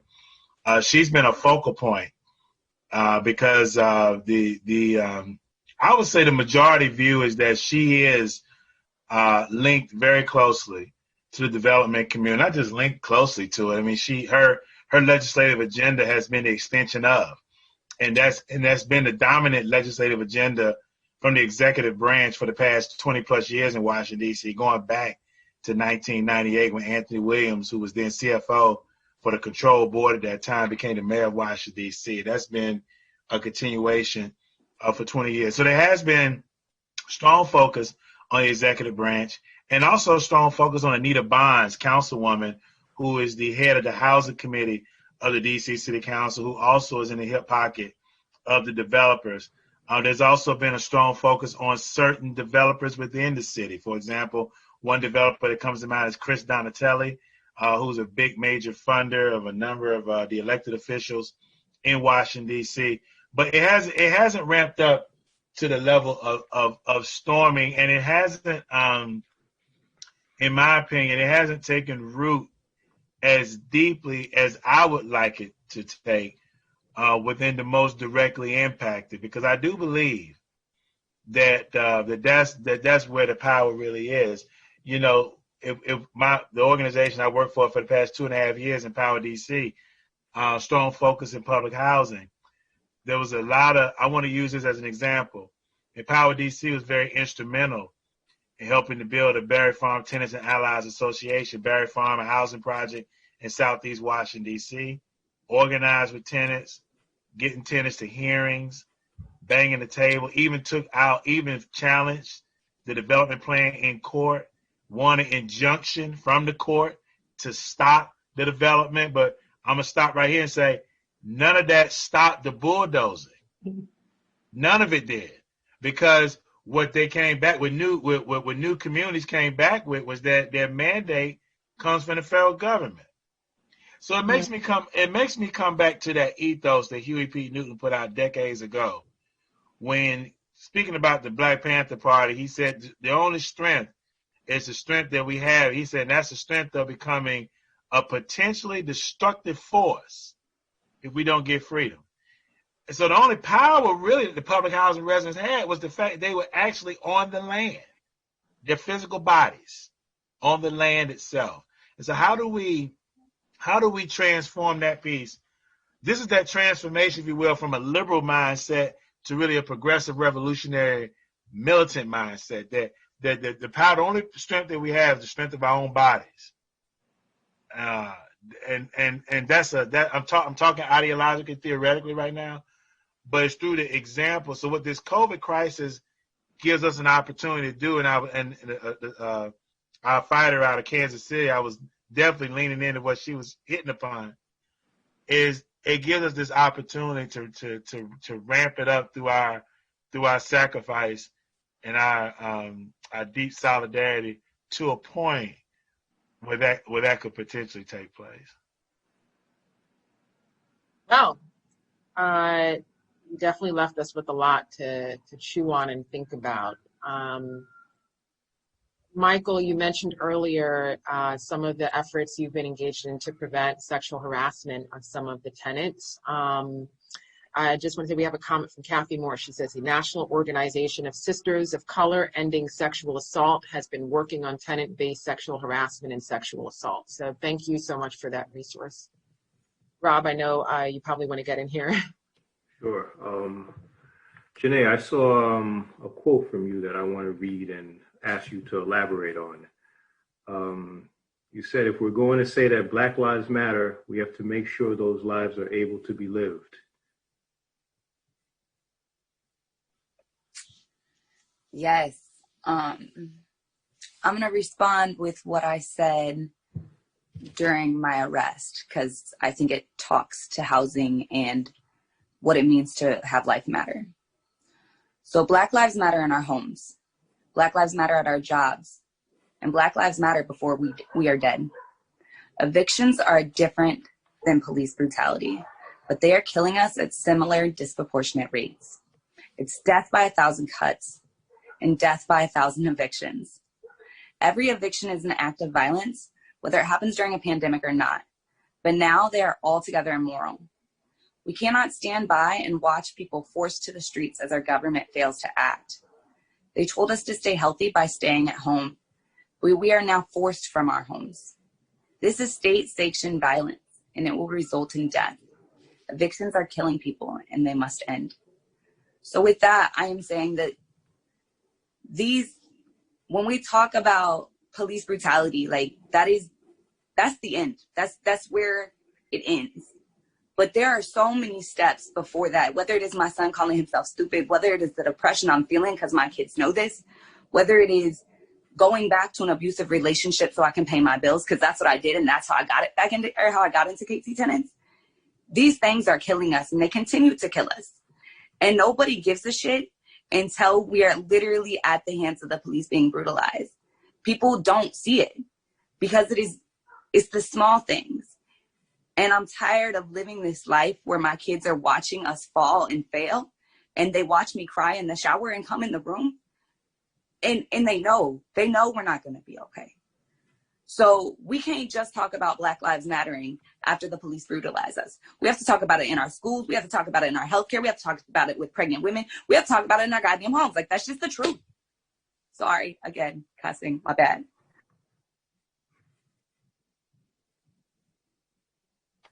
And if I can just piggyback real quick, Leah, I didn't get your gender preferred pronoun. Is it okay if I call you sis? Or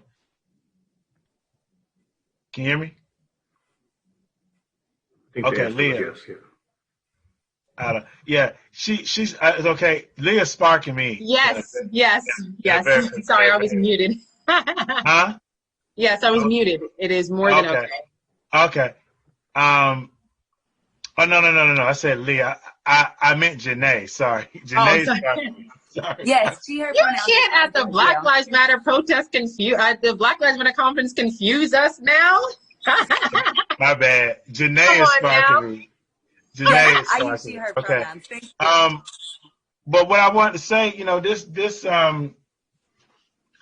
this struggle being all encompassing, and catching hell, everywhere in which we go. And so one of the things that I'm leaning on is the internal being just as primary, if not more so, than the external that we're fighting, the environments from within which we fight, and the struggle that I've been engaged in, we've all been engaged in, but for me, it's been nearly 25 years now, since the late 90s. It's been a struggle because our movements and our organizations don't come from a utopia, right? I'm just talking ideally. I don't want to get in the weeds. So we're having to battle just for the space, because I can tell I'm among fighters here. So I know that, you all are fighting just to maintain some space to be able to fight, which means that spaces like this that we create for ourselves, we have to do the best we can to make these the safest spaces we can, the most nurturing spaces, the most nourishing spaces, right? So I just want to say, I just felt moved to say, I just appreciate just the candidness and the openness of and the vulnerability that I feel here, of us demonstrating that although we fight, we are wounded and we do hurt. You know what I'm saying? So I just want to just say to my sister out there, if it's okay if I say sis, I feel you, yo. Nothing but love, what I'm saying? Keep pushing, best you can. And we got to take care of ourselves best we can, too. I know that's very easily said and done, I know, so. I am grateful to be fighting next to y'all, for real. Like, we know that we can't fight for the other problems when we're trying to make bills. Like, it all starts, at least for me, in housing. We could fight for all of these things if we were able to have a home to live in. But when we have to pick between feeding our babies and having them have a place to live and fighting for other liberation, we don't have the options. Jonathan, you want to talk a little bit more about, I think you started to touch upon the fight within and how that needs to be at the foundation before going out and battling in all these other ways and, combating like just all the different angles and approaches that, you want to talk more about that? Oh, no question. No question. I want to, because oftentimes what happens is you hear something that hits you in a very profound way, but you don't have enough lived experience to validate it. So I'm going back to 1998, right before my 21st birthday. I sat in a room in Washington, D.C. at the testimonial dinner for Kwame Ture. This was a send-off to Kwame, known to my mother's generation, Stokely Carmichael. He was dying of prostate cancer. And the most profound oration given that night was from Imam Jamil Al-Amin, known to my mother's generation's H. Rap Brown. And there was a part of the piece where he said that he was analyzing everyone in that room, his own generation. He said our greatest shortcoming this was the civil rights, black power generation. He said our greatest shortcoming he said we were emulating, he said, the very people and society that we said we were fighting to change. He said some of our morals, our ethics, our ethos, some of the stuff we were even reproducing in the movement itself was the exact replication of the society. So I say that to say that, as an organizer for the ACLU coming out of undergrad, I faced racism. As an organizer for Amnesty International in my 20s, I faced racism. I was organizing in the military, had a noose in front of my face. There's a current situation that I've been going through, that I won't be explicit about tonight, but certainly is a continuation of what I speak to. The environments that we work in often are exact replications from the hierarchy of these environments, the who funds us, okay? Spell it out. We're keeping it real at the conference. My sister over there, Janae, is exhausted to the hilt. That's the example of, and then we exhaust ourselves, and these environments are not as nurturing and as supportive of us as they should be. Let's just be real about that. So what we have to do is, number one, we have to be in these environments. We do. I'm not a purist. We have to occupy some space in these environments, but then we have to then be able to, as we occupy, because what I see, what you all have done here tonight is you have brought together, as my man from Fight the Power, the best trained, best educated, best equipped. So you brought that core together. We have to be able to build some alternative, autonomous spaces for us to nurture ourselves so we can survive and thrive in these environments is where I'm at. I saw we got 10 minutes left, so I want to end it right there. I know we got a few other pieces to go here. But thank you for the question, Robert. Thank you. Sure. Michael, you want to hop in on that? No, I think Jonathan and Janae, summed it up pretty well. But, since this may be the last time I get to speak, I just wanted to mention that I think to go back to something Janae said about housing being at the center of everything she does, I'm similar. Like how housing is, housing was my entry point into activism, and it's always going to be, my central focus. And I was just interested. I know that, like, I'm sure this goes for Jonathan. There are places in Oakland, Chicago, here in New York, and I'm interested to hear what Janae has to say. And so I come from a historically red line district, and districts like mine all across the country, over the past 20 years, are obviously just being, turned over because, at some point the capitalists out there, they decided that, that land that these black folk are sitting on is really valuable, but we just got to figure out ways to, to move them out.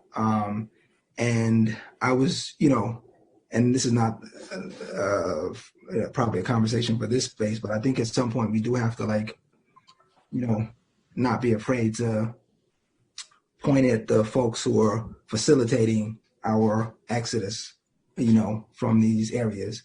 And, unfortunately, it's folks who look like us. They aren't the architects, but they're the contractors. And say more about that. Yeah. How does that play out? Well, it's, our, and this may be a controversial, analogy, but I often, compare them to, our ancestors, in Africa. Unfortunately, we had Black folks who were willing to help capture, other Black folks and sell them off, to the Europeans, and that's sort of similar to happening today. We put Black people into office to represent us, and unfortunately, in too many occasions, they get in office and then they have a different agenda. It's to stay in office, and you got to keep getting money. And instead of working for us and facilitating what we want, they end up working for capitalists. And obviously, and then, jump back, the capitalists want us go on from these spaces that we've held down for so long. And that's like the most hurtful thing is, you've had these areas that have been redlined, like I said, for generations. Nobody wanted them, right? So we were forced in these little boxes. They extracted all the resources. And still, we like rose, we're that flower that grew out of the concrete, and just when we start building, and we did it, then they decide that, now we want that space. So now you got to go somewhere else. And I'll just leave you with the one last thing is I always, in my mind, I just always wonder, like, where are we going, right? Like every year there are less and less and less of us. And I know Leah can relate to this because she grew up in a neighboring neighborhood. And it's like, you look around and it's, so I just often wonder, like, where are we going, and I don't want to take up any more time, but thank you. That was great. Yeah. Thank you. Yeah. So one question that we got from a few people is, how can I help you as an organizer? And that's coming from attorneys, from paralegals, and just maybe even from possible funders. How can we support your work? So let's go with what advice would you give attorneys who would like to help, or feedback? I don't know, maybe you can name some experiences that you've had that has worked successfully, and maybe some tweaks that you would change in working with attorneys as organizers. Anyone can jump in. I'll just say quickly, find an organization and just donate your time. Pro bono.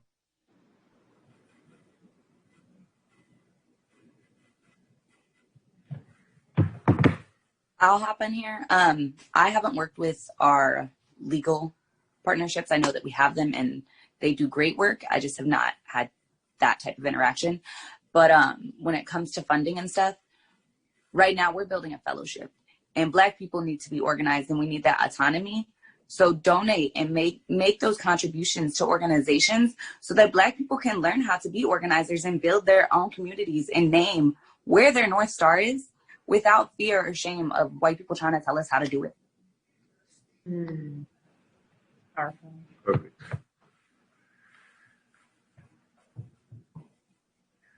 So I think we have a couple more minutes before the next panel, so we're going to break there. Really thank you guys for joining us on this Friday evening. It's been a powerful conversation. We hope to continue this conversation, but we'll be watching out for what's going on in your towns, and wishing you guys much success. And hope that we have a lifeline that's been created of communication, of solidarity, and of strategizing, because people are facing a lot of the same challenges in different cities throughout the country. Wakanda forever.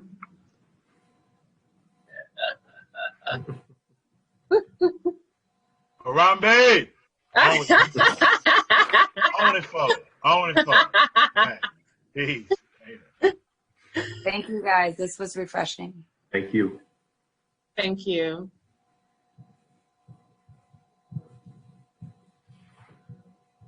All right. So as we're waiting for the next panelist to come in, I just want to take a moment to thank all of the attendees. Thank you so much. We're getting a lot of questions from you and a lot of just supportive comments. And we want to say how much we appreciate the fact that there are hundreds of you still, even though the conference has been going on for a couple of hours. So we just want to thank you so much for joining us, for being here with us. Even though it's virtual, we feel like it's kind of like a small dinner table and family for the night. So we really appreciate you being here with us. Our next panel is going to address impact litigation and policy. And the policy is going to be broad, and not just, the traditional housing policies that we've come to know, but also, we've been talking a lot about power players and funders. So we have someone on who's from a foundation who will speak to the fact that a lot of the organizations that are being served, in a way, the funding is sometimes structured in terms of quantity. So like, how many tenants did you help prevent their eviction? And that can sort of have an impact in a lot of different ways in terms of the work that you're able to do. So we actually have everyone.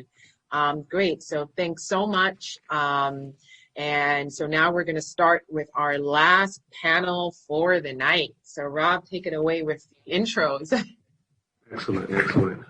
So this is our final panel for the night. As Leah mentioned, I'm going to introduce the panelists, starting with Lori Boozer. Lori Boozer is a senior program officer at Robin Hood, where she manages the organization's Mobility Lab that seeks to address the increasing and persistent problem of New Yorkers moving in and out of poverty from year to year.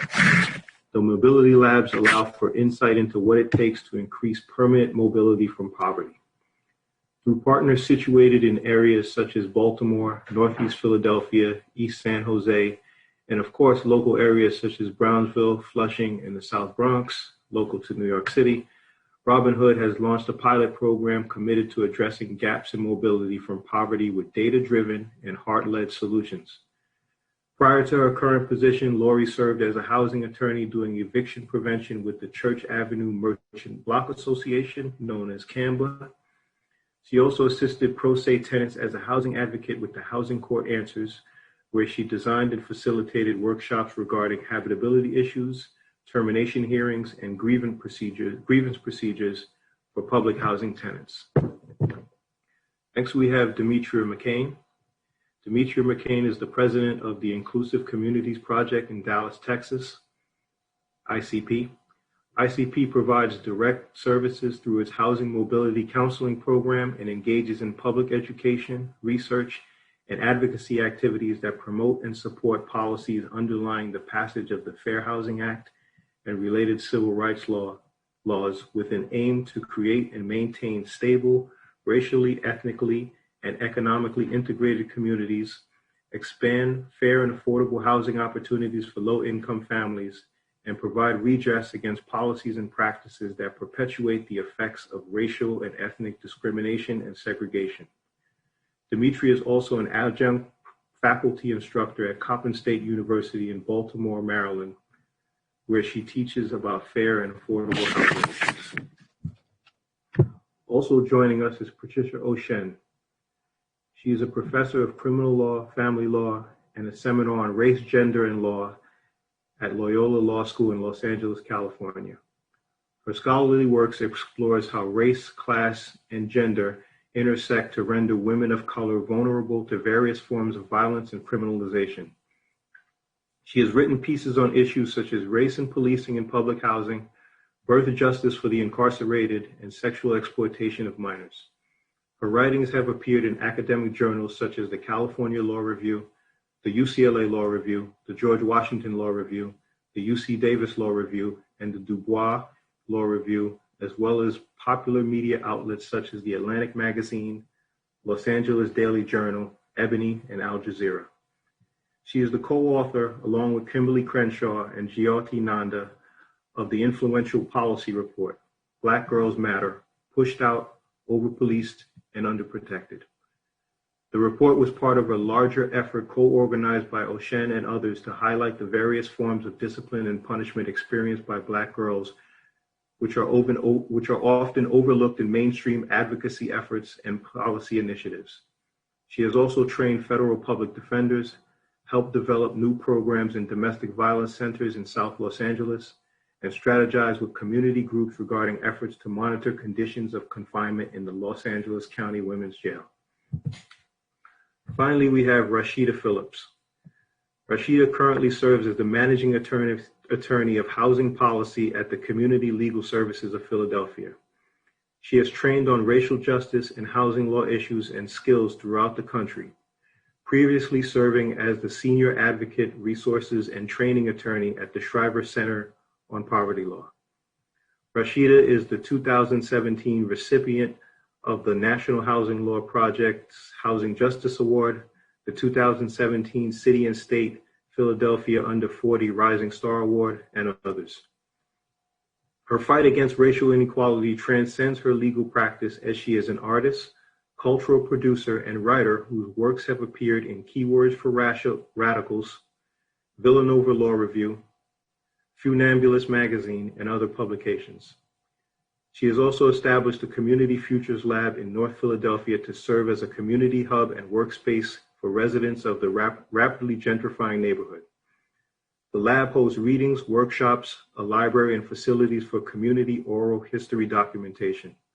She is also a current Vera List Center Fellow, working on a fellowship project, Time Zone Protocols, that situates the international and U.S. time zones in their socio-political and historical context, illuminating the sociological toll such time standards take on Black American and other marginalized communities, and how they help catalyze and perpetuate systemic oppression, denying Black communities access and agency over the temporal domains of the past, present, and future.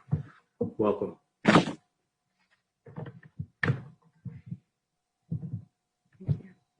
Welcome, everyone. We're really excited for this panel. We still have a bunch of folks watching, and they're also excited to hear from you. So first question goes to Dimitri and Rashida.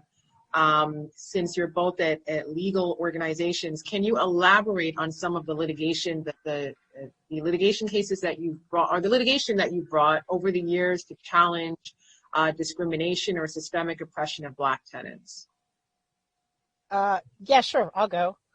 First of all, I apologize. I am out here with some really amazing, dedicated women trying to register voters. We're at one of the hottest corners of South Dallas. So if you heard interruptions, that's what that was about. But I'm glad you're like, are you registering? I mean, in Texas, if you're off paper in Texas, you can vote, but nobody wants to tell you that. So we're out here trying to tell people that if you're off paper, you can vote. So this is the election of a lifetime. So I apologize, everybody. No worries. All right. So I think just it's important to understand a little bit about our organization for you to understand our litigation. So we grew out of an old public housing desegregation lawsuit that was brought by 8 Black women because they were A, in deplorable situations in public housing, or B, they were on the waiting list in public housing. And public housing was strictly segregated. It was Black public housing, Mexican, as they called it, public housing, and white public housing. This was in the 80s, not that long ago, actually, if you ask me.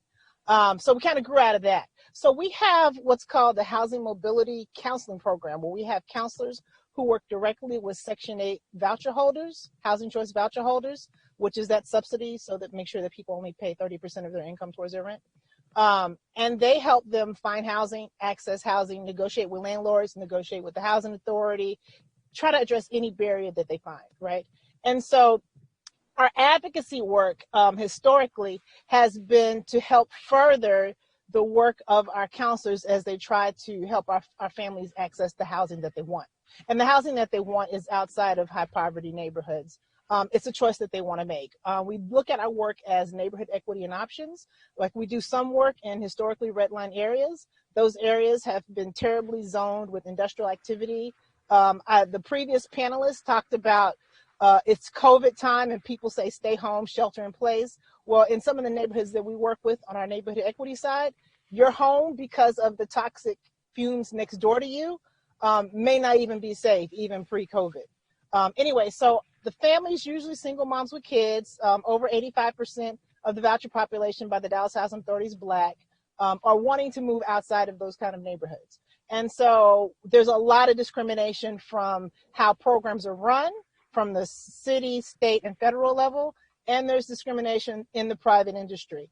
And so one case we're popular for is the Supreme Court win that we had in our case against the state on the issue of whether or not disparate impact was cognizable under the Fair Housing Act, meaning, you know, if you don't have intentional discrimination, can you still show discrimination in the Fair Housing Act? And so the Supreme Court, it was a 5-4 opinion.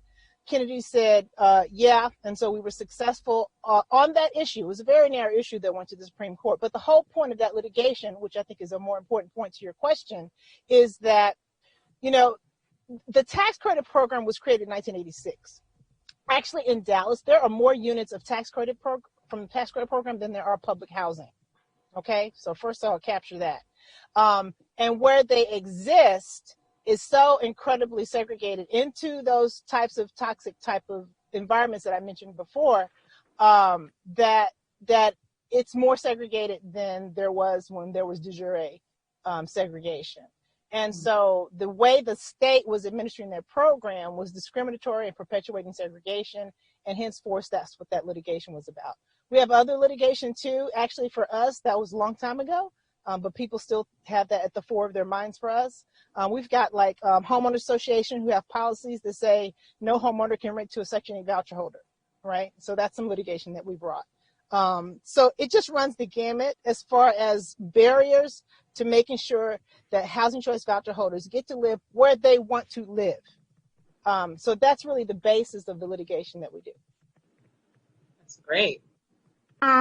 So in Philadelphia, we've tried a couple of different sort of creative tactics. For one, in Philadelphia, the people who are being evicted mirrors sort of the national trend in that it is primarily Black women and their children who are being evicted in Philadelphia. Looking at our eviction records, over 70% of the people who are being evicted are Black women. And so we have tried a couple of approaches. A couple of years ago, the ACLU in Virginia filed a federal housing discrimination case, which pretty much alleged violations of the Fair Housing Act, where a rental company refused to consider a tenant's application due to, you know, blanket screening policies that denied applicants who have eviction records. And so sort of using that, we have local discrimination protections based on gender, based on race, as well as familial discrimination and source of income discrimination. So we've been able to file injunctions with our local Philadelphia Commission on Human Relations in order to bring arguments that would stop eviction filings, just knowing the disparate impact that eviction filings in Philadelphia have a particular disparate impact on Black women in particular. And so we've also used this to sort of prevent or slow down mass evictions from happening. In one case in particular, in a building in West Philadelphia, we had about 200 or so tenants, half of which received housing choice vouchers. And so a developer from New York came and bought the building and first told the tenants that we're not going to evict anybody, we're going to just let everybody stay. And then, of course, 2 months later or so, issued lease termination notices to everybody in the building, regardless of when their lease agreement was up. But then gave the voucher tenants less time, about 2 months less time to move, as well as didn't allow them to get their security deposits right away, whereas people who were private renters were allowed to get their security deposits back, got a free month of rent, right? So we have a local source of income discrimination protection that says that housing choice vouchers are defined as a source of income and you can't discriminate. And so there was blatant discrimination happening here, again, as I said, around the source of income, but also this developer said basically on their website that we're going to renovate these and turn them into units for young professionals to be able to access downtown easily, right? So this is prime real estate. It's in a beautiful area of West Philly where a historically Black area where the folks living in that building, right, they were not at risk of eviction before. Many of them had lived decades there. Some of them had been like born in that building and like all of their families lived there, right? So we weren't able to stop all of the evictions, but we were able to file these injunctions with our local Human Relations Commission based on age, discrimination, source of income, race, and familial discrimination.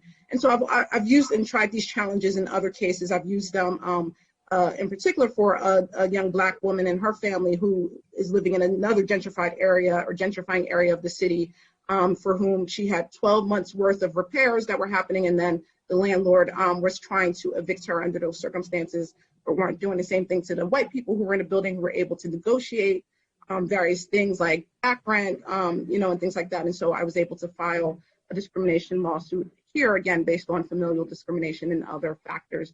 So really just trying to get creative with some of our tactics around how we're bringing in race and really addressing the systemic issues, again, around the fact that most of the people who are facing evictions and facing other forms of housing instability in Philadelphia are Black women and their children, and of course other people who are at various, occupy various marginalized identities.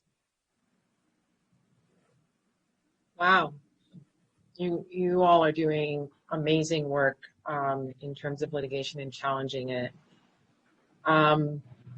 Lori, I want to get to you quickly. You work at Robin Hood, and as such, you work at a foundation, and one of the questions that's come up with a lot of legal service providers is that a lot of times the funding is structured in a way that you have to provide services to as many tenants as possible, meaning, the goal or the win is if you could prevent the evictions of 500 tenants. But sometimes in doing that, you don't get to kind of do the more like impact litigation that maybe might, because there are more resources to do those cases, might be more like 50 tenants as opposed to 500. Well, I'm just naming some hypotheticals here. What is some advice that you would give to legal service providers that want to be able to have a high impact, but not be tied down to the sort of like traditional ways of funding? Yeah, I think that's a very loaded question. I think really what we have seen, but before I jump into the answer, I'll say that I've been with Robin Hood for the past 2 years. And as Robert mentioned, I formerly used to practice eviction prevention with Campbell Legal Services, and actually spent the most of my career doing some sort of housing advocacy related work, in part because I grew up in NYCHA here in New York City and was always just really interested in understanding how where you lived impacted your outcomes in life. And so Robin Hood, for people who are not in New York, is a foundation that has worked to fight poverty over the past 20 years. I would say that one of the big things that our CEO, Wes Moore, constantly points out is that despite the hundreds of millions of dollars that we have given out to other organizations, we essentially aren't able to say that we've seen a tremendous change or dent in the outcomes for individuals living in low-income communities or experiencing poverty. And so connecting that to Leah's question about, what is the advice that I would give? And I think, there are a number of different types of philanthropic organizations and foundations within the sector. And so at a baseline, I think it's really important to understand what organizations and foundations fund what issues, and also how do they think about their funding? What is their philosophy? What is their ideology in terms of how they award their grants and also how they measure outcomes? The broader, I think, more complicated factor here is that philanthropy, and we don't have a ton of time to get into the whole history of philanthropy, but when you think about books like The Gospel of Wealth and you understand sort of the origins of philanthropy, I think one of the things to recognize is that it's sort of designed to work in a very particular way. it doesn't take into consideration the definition of outcomes that are successful in a way that is rooted in what a community of color or a low-income community might perceive to be success or to perceive to be an outcome. And so when we're looking at numbers and metrics, we're looking at a system that I think has historically, I mean, if we think about metrics in general, there are metrics used in so many different, ways across society to inhibit, I think, individuals of color from being able to access the things that they need. And so you look at credit scores and getting mortgages and all these different things, right? And so Philanthropy has its own data, has its own metrics, and that can vary by organization.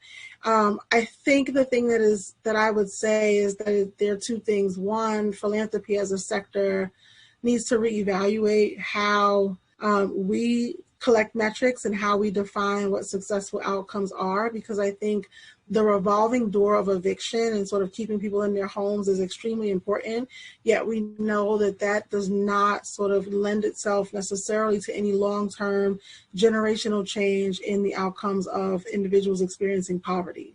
And so we have to really get at what's underpinning the way in which Philanthropy thinks as a sector about what success is supposed to be, right? Is it really about changing long-term outcomes for families and individuals, or is it about feeling good and doing good? And those are two very different things, but they can work together. I think, unfortunately, they haven't always worked together. And so not to discredit any of the work that I think Philanthropy does, that Robin Hood does. I think we do really good work and have managed to, especially in a time of a pandemic, keep people in their homes as much as possible. And we are now starting to think about what is the role of policy and systems change, because I think that that lends itself to being able to fund more impact litigation, policy-oriented agendas. But that's not something that all philanthropies or all foundations consider. It's certainly something that is new for us. We've been getting really involved in New York City with the supporting of funding for legal services, giving testimony. We've brought on a chief of policy, and that individual's job is to sort of bring Robin Hood more into the fold of looking at policy issues. Impact litigation necessarily is sort of, it lends itself to changing policies to a degree. And so I think that the more the sector is able to change in that way, change its perspective, the more I think individuals and other legal entities sort of push Philanthropy to think differently, especially now that we're in a crisis. I think it's the time to really ask for a different way of thinking. I think that those are all things that one should consider of trying to get funding from a philanthropic foundation. Well, let the church say amen. I feel like I just went to church. Thank you. That was very comprehensive and beautifully said, so thank you so much. Go ahead, Rob. I was going to ask Priscilla, but go ahead. Yeah, I wanted to turn to Professor O'Shen. Thank you for joining us. And, I've seen that you've talked about the parallels between the restrictive covenants and the redlining of the past, and how, like, kind of the same underlying philosophies, while a lot of that stuff has been done away with, but, the sentiments maybe still there and manifest themselves in other ways. You talked about the zoning, and also how the rules around participation in voucher programs are used to, restrict people and, basically cause violence to folks. So can you talk about that a little bit? Sure.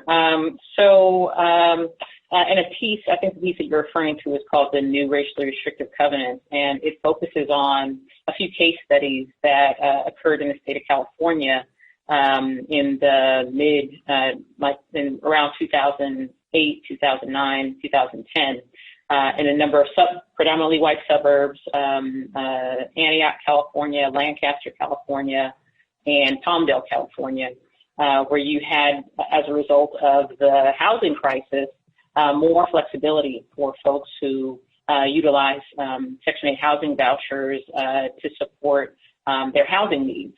And so you had Black women, predominantly, their children and their families moving into these communities, and they were subject to ongoing forms of harassment, primarily at the hands of their neighbors who are white and the police.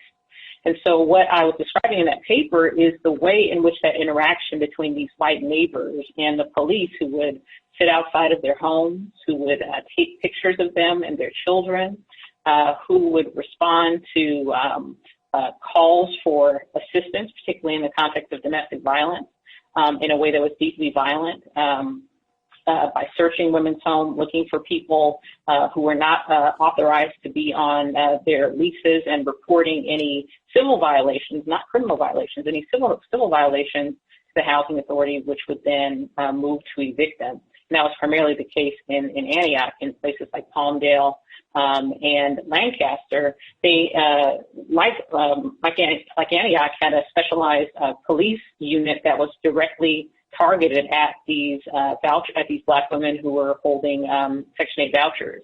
And it included law enforcement, it included DCFS, it included public housing agencies and others.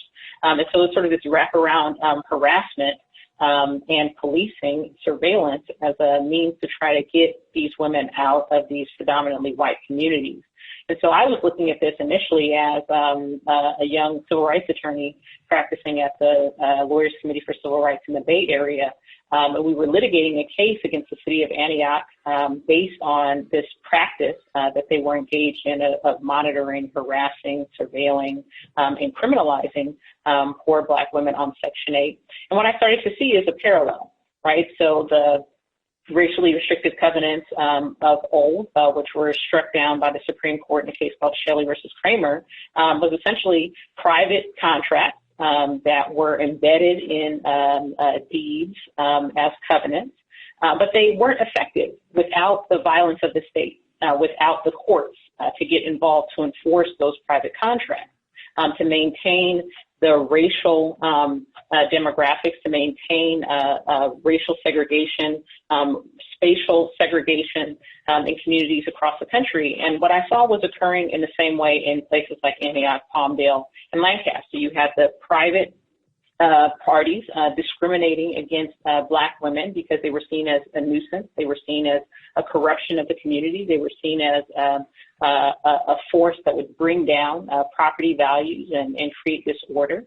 These sort of broad racialized and gendered stereotypes against Black women and their children were weaponized to try to dislodge them from housing opportunities and from their place in society for the benefit of white homeowners in the community.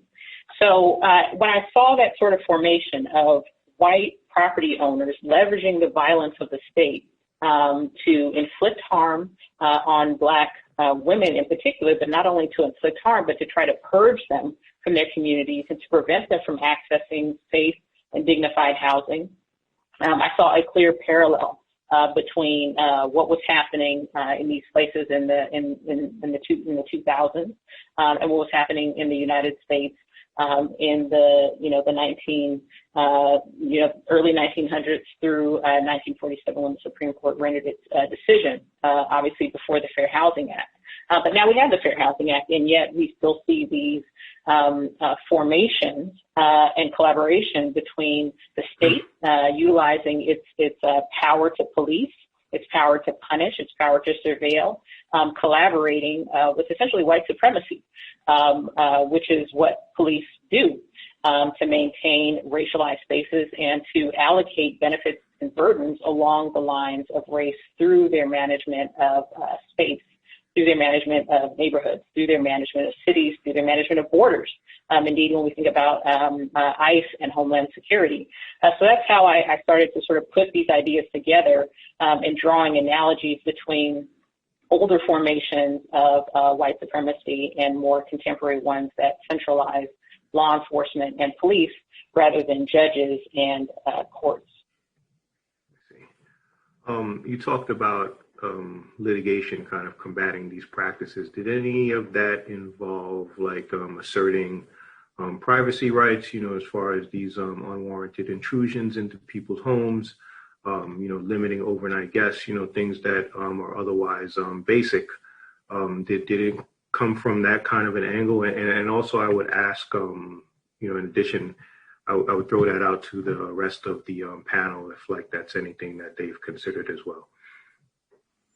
Yeah, so some of my work is looking at how Black women are particularly vulnerable to private violence, obviously, in terms of domestic violence rates, but particularly to state violence. And we can look at cases like Breonna Taylor, Tatiana Jeffries, and others, evictions, right, that, as was mentioned earlier, the disproportionate rate of eviction. And so what I wanted to do, what we were doing in the litigation and what I wanted to do in the paper is to highlight the way in which the denial of privacy made Black women vulnerable to all kinds of forms of state violence, criminalization, up to and including state sanctioned death, right, in terms of when police are entering Black women's homes without permission and without regard to their lives. Now, the case law is a bit tricky because we do have cases from the Supreme Court, in particular Wyman versus James, and then subsequent cases at the circuit level here in the Ninth Circuit.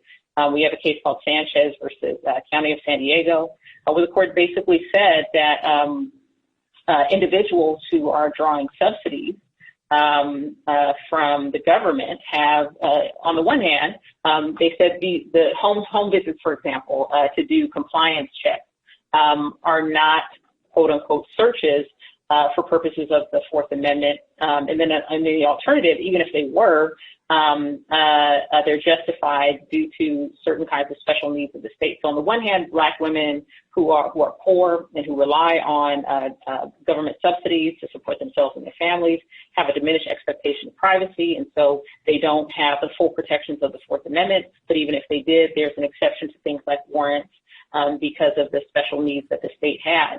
So you have that line of cases that really aren't helpful. So what we relied on was primarily search and seizure with regard to how the police were entering homes rather than other kinds of administrative officials.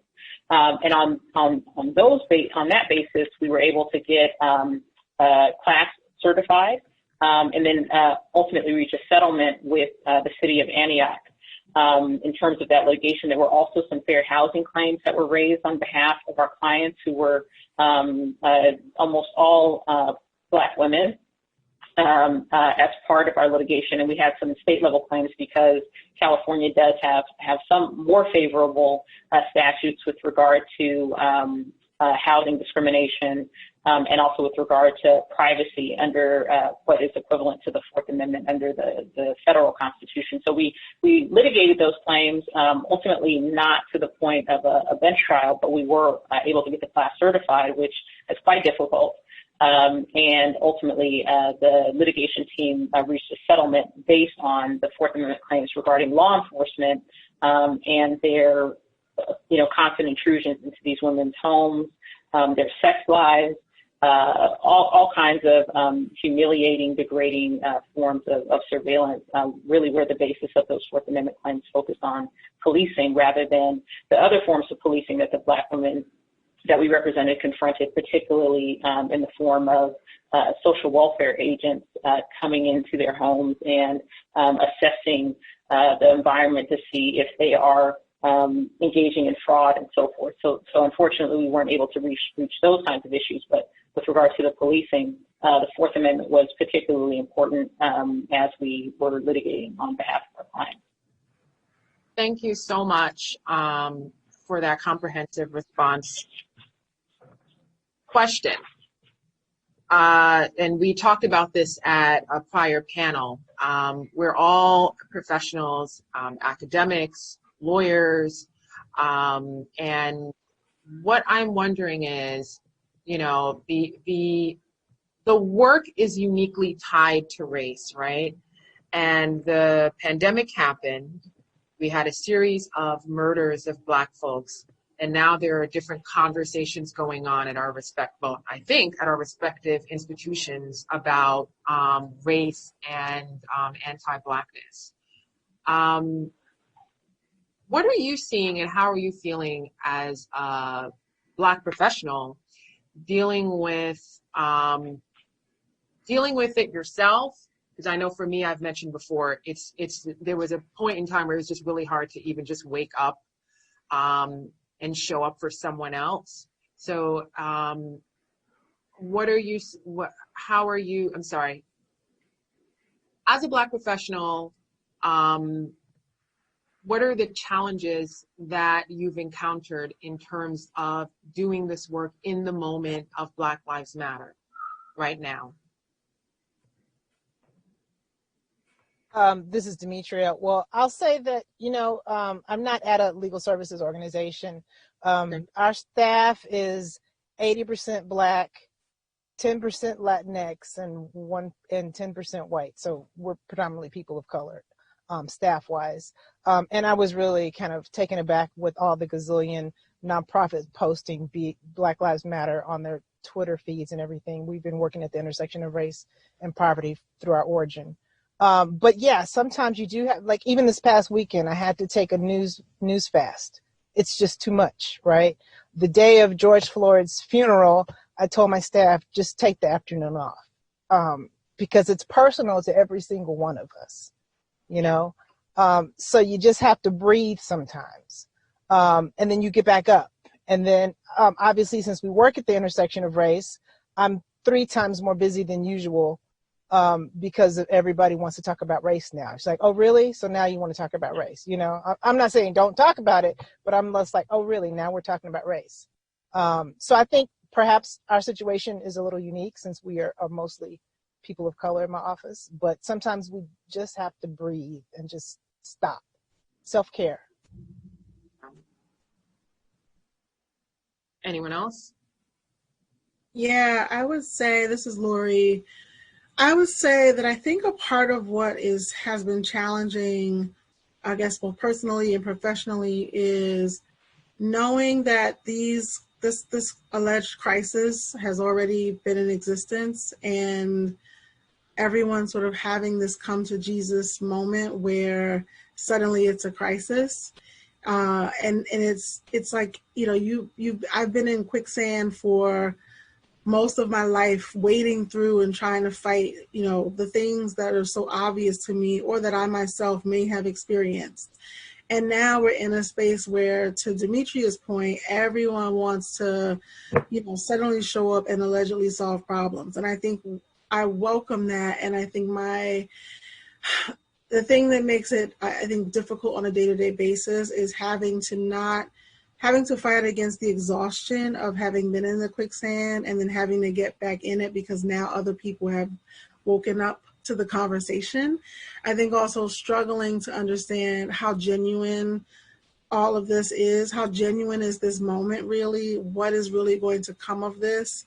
There's a lot of action, and I think I want to know, how much of this conversation really revolves around dismantling systems, acknowledging our racist history as a country, really rethinking the way in which we work across different sectors.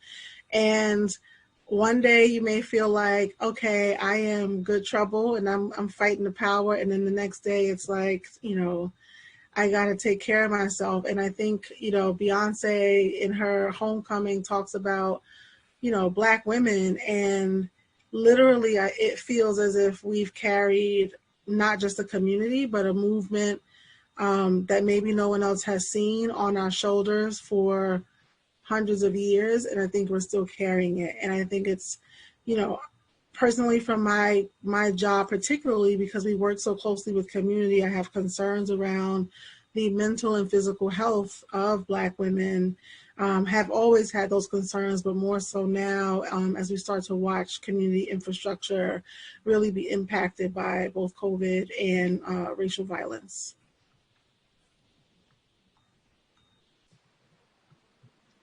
Go ahead, Rashida. Yeah, I think the same thing. I empathize with what everybody shared, and I think with my colleagues and staff, just really that disconnect becoming so glaring for them between this idea of the sort of externally facing race equity work that we do, that the organization wants to tote, but then not having any kind of sense of how to take care of the people internally or all of the internal problems that have always been there, right, but that are now bubbling and brewing for various reasons. And so really just that balance and just caring for people right now being flexible, that, you know, people are just experiencing so much burnout, and talking to clients every day and people who are, their families are sick, they are about to lose their homes, they're, despite moratoriums, still being evicted and things filed against them, right? And just the emotional trauma, vicarious trauma that people are taking on, and just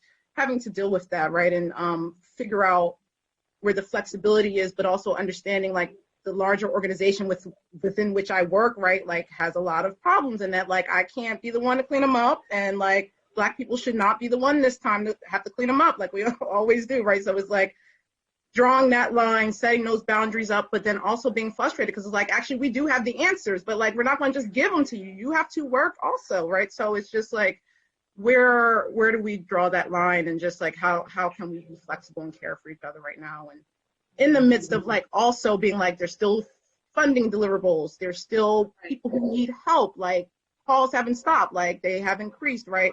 And we still want to serve people and be able to help people, but also our staff just can't take anymore, right? So it's really challenging. It's really challenging.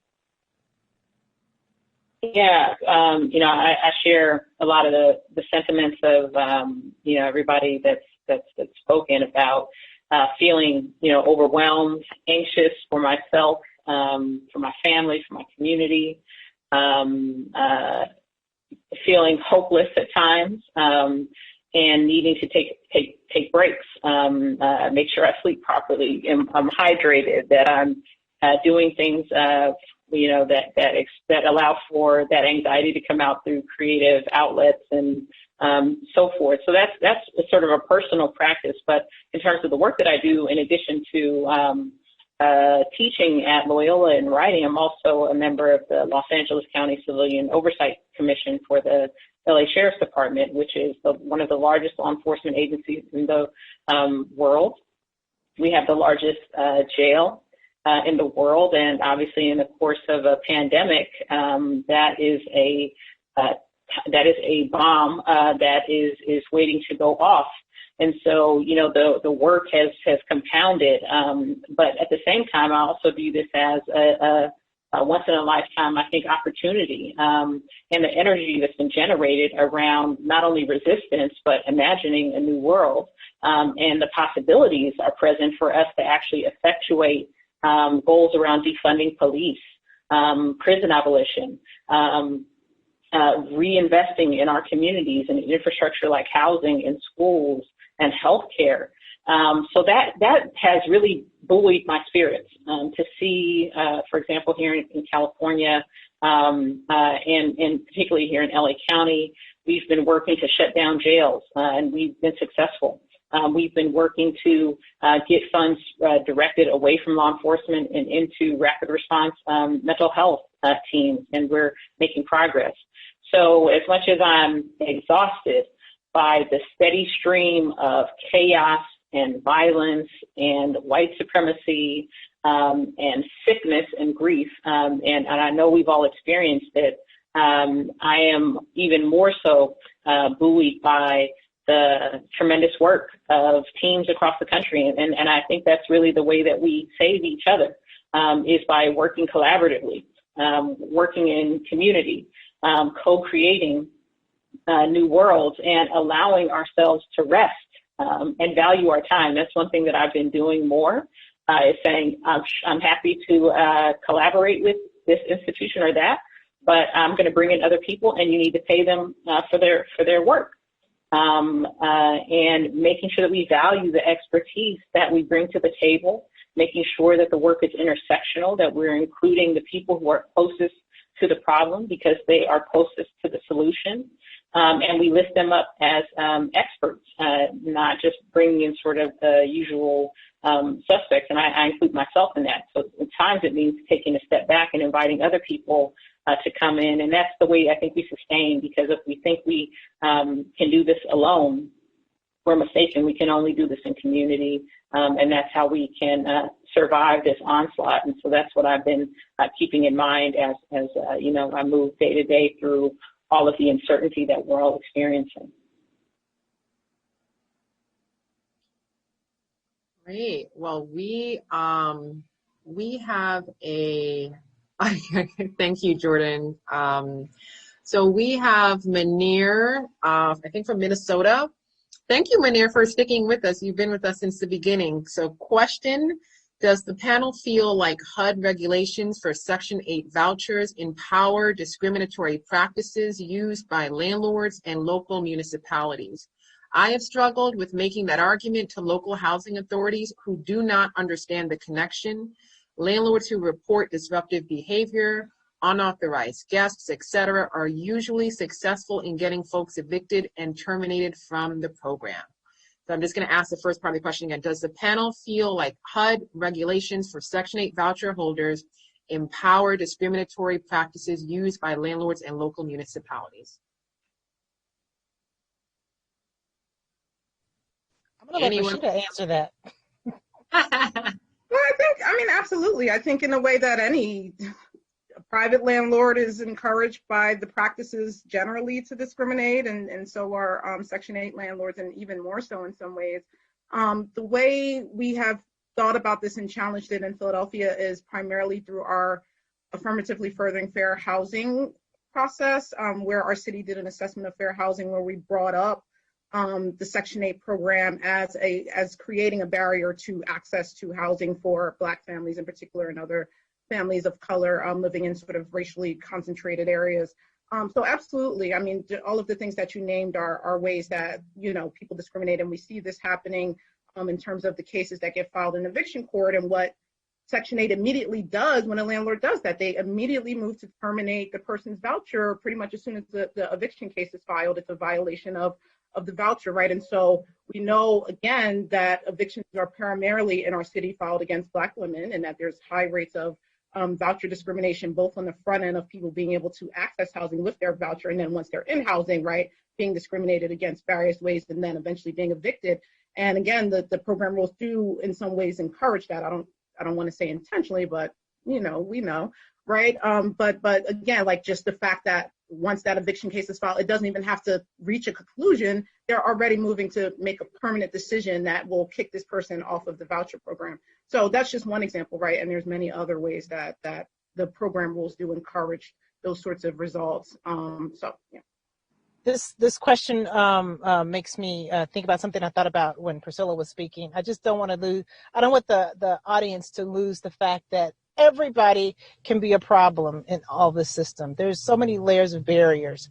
She talked earlier about situations going on in California, but you know, when you think about it, we've had to write demand letters to even housing authorities because in Texas, because well, everybody doesn't have a housing authority that's totally separate and independent. Some have housing agencies within their municipality, right?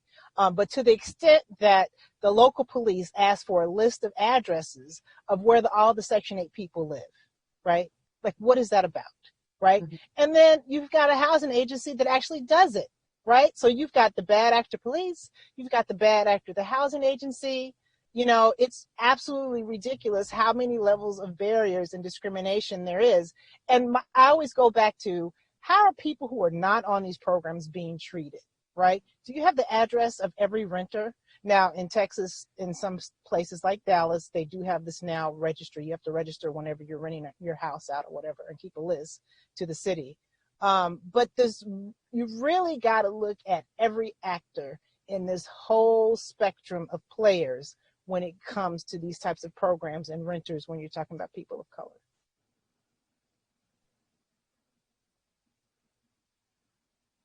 Comment by Alejandra.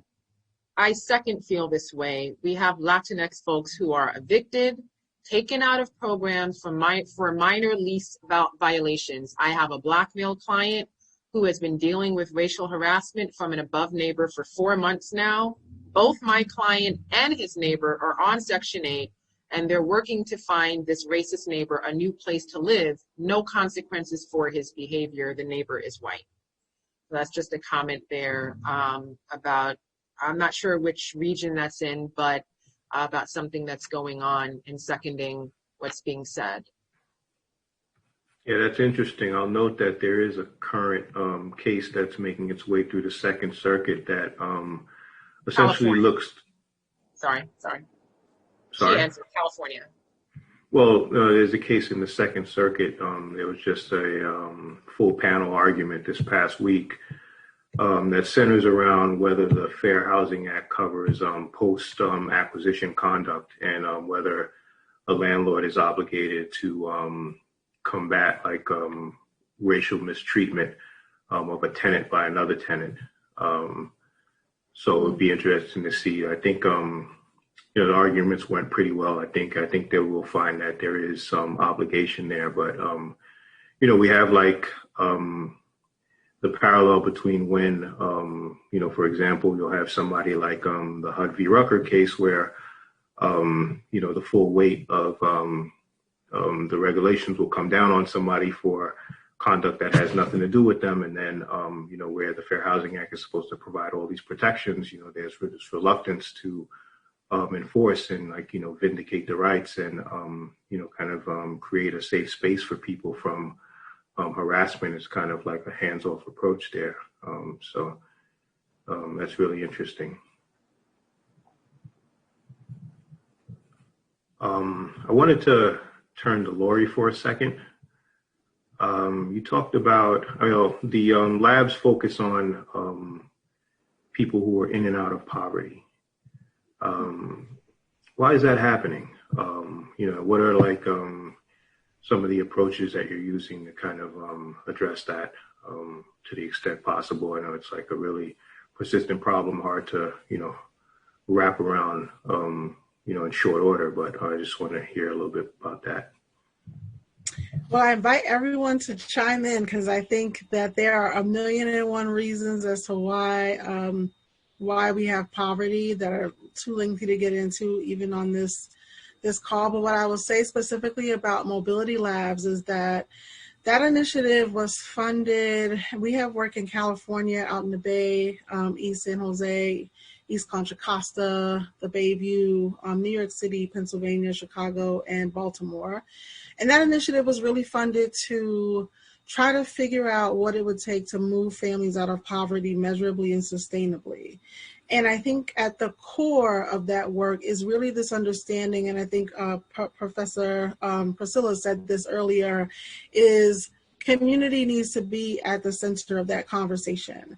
And I think a step further, not just at the center, but actually at the table, a part of the decision-making process, really being engaged and involved in the self-determination of the solutions to poverty that are best suited for the needs of their community. And so a lot of what we do is really try to empower our community partners who are nonprofit organizations that we provide the funding to with, I don't want to say a mandate, but with the notion that they are going to go out and heavily engage and invite, my neighbor into the conversation such that this individual has some ownership over that process, and that as funders, we're looking for them to give us solutions that we will then fund over the next couple of years to see what the outcomes would be. So specifically, I'll say our work was launched in response to the understanding that generationally, we have not seen the shifts in poverty that we would like to see. We rely a lot on some of the data from Opportunity Insights and Raj Chetty and his team, and we're looking at census tract data and sort of understanding that, the racial wealth gap for Black families and families of color in this country continues to grow and increase. And I mean, we can get into redlining and racism and slavery and all the isms and causes that I think have led us to this point today. But from the perspective of philanthropy, I'd say really that generational gap and that generational cycle that continues to play out in community, and the notion that we have funded specifically to a service, to an outcome, but not to a change, to a longitudinal change. Last thing I'll say is that community, there's a distinction between helping an individual and contributing to the stabilization of a community. And what we have gotten into the habit of doing is I'm going to help you, and you're going to leave this community or do this thing. And I think it's important to consider how we think about what it means to help community. Does it mean that we have to encourage people to leave, or does it mean that we change that narrative and say, actually, we need to help this community build itself from the ground up, such that it is a viable and stable community, such that people can be in this community and not have to go someplace else for the resources that they ultimately deserve. Very powerful. Thank you. Demetria, a question for you in the Q&A. Can you say more about how you became aware that housing agencies were giving lists of voucher holders to the police? Yeah, well, I wish I could go into detail, but it's been probably over 6 years. But I know that for a fact that one situation was one of our families that we worked with felt as if the police were monitoring her block, like more than she thought that they should, and that caused some inquiry. But there was another situation, and I can't remember off the top of my head how we came about knowing that. But it's extremely problematic. It's extremely problematic. Like, what if somebody's on this federal program that we as a country has said is a good thing, is a positive thing? Why are they being treated differently than people who are not on this particular federal program? And I would suggest that it's because, at least in Dallas, this program is populated by over 80% people who are Black. And just on that point, in terms of policing folks in publicly subsidized or public housing, you also obviously have contracts between housing authorities and law enforcement to provide so-called security, where police are in the position of checking on, again, things that are non-criminal. But then lead to criminalization. I mean, we can think about the shooting that occurred in New York while NYPD officers were on patrol, and they shot and killed someone in a stairwell. I forget the young man's name. Thank you. But yeah, so that's a phenomenon that happens quite a bit. So literally, law enforcement is the mechanism that's being used to police what is perceived to be a nuisance, which is the presence of Black women and their families in communities. And police view that as a legitimate part of their mission because, frankly, it is. Police are used to maintain racialized boundaries. They have been. They were established to do so, and they continue to do so through the guise of these kinds of contracts and through the guise of sort of order maintenance policing, which is what we saw here in California. And it sounds like similar dynamics are going on with the work that Demetria is doing in Texas and in Dallas. I'm sorry, go ahead.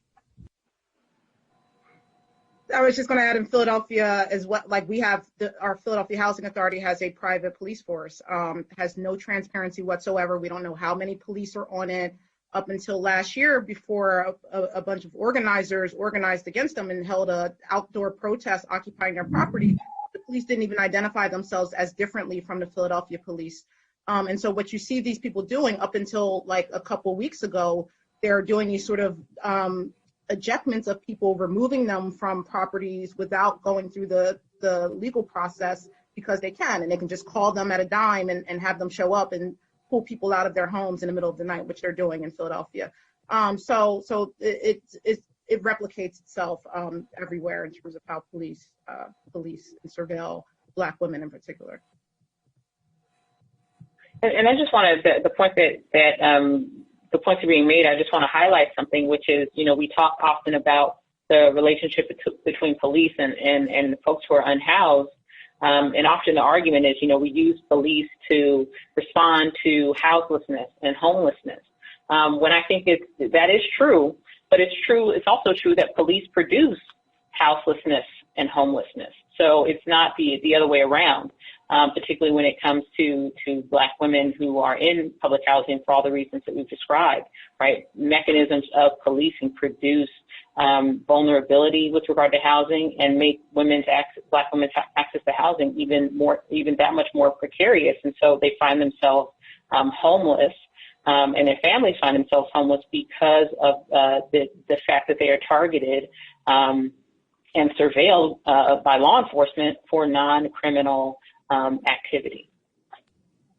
And actually here in Dallas, a lot of the families we work with are moving out because of crime is one of the big reasons. Education is one of the big reasons. It's their choice, and so we support their choice. But recently, since the George Floyd lynching, there was a report came out by Texas A&M University about how there's more police brutality in neighborhoods of color than anywhere else. You know, a lot of people, want to tell the families we help, oh, you don't want to move out because, the police will get you, hate crimes, blah, blah, blah. But unfortunately, one of our leading activists, anti-police brutality activists, recently stated very bluntly, like they just come and they occupy subsidized housing complexes and harm us that way.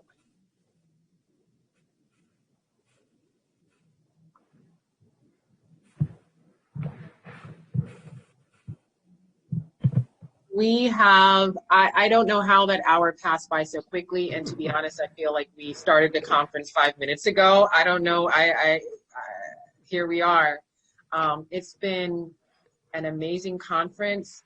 I want to ask one last question, and if folks can keep it brief, but any messages, we got a lot of questions in the chat or comments in the chat saying, I'm a law student or I'm an attorney and this conference is really inspiring. A lot of people are feeling drained and downtrodden right now, and you are the fighters like right now in the movement. So any messages of hope and positivity, we'll end the conference with that you'd like to leave with folks about fighting in the movement for Black lives. I'd actually say we need each other. I just commend you guys for convening this, and I really think perhaps this could incubate some type of regular convening of us, because I think that we help each other. Just sitting here listening to the other folks on the panel and the previous two panels is even encouraging to me. So incubating some kind of regular convening like this, it could be a little more casual. I think we need each other. So I'll share two things that inspired me when I was a law student and feeling very deflated and wondering, why I was in law school in the first place. And it came from an article that I read by Derek Bell. And in it, he talked about his time as a civil rights attorney in the South, litigating desegregation cases, among others. And he talked about coming across this old Black woman from Mississippi. And, he was feeling deflated, as I said, and he asked her, how do you fight? How do you keep this fight going? You've been fighting your whole life. And she said, it's true. We have been fighting and we lose most of the time. But, Derek, I just love harassing these white people. And for me, it was sort of like, yeah, that's right. What she was saying was we affirm our own humanity when we fight. We affirm our own dignity when we fight, even if we don't win. But as another person who inspired me more recently, I believe her name is Fox Rich. She's an activist out of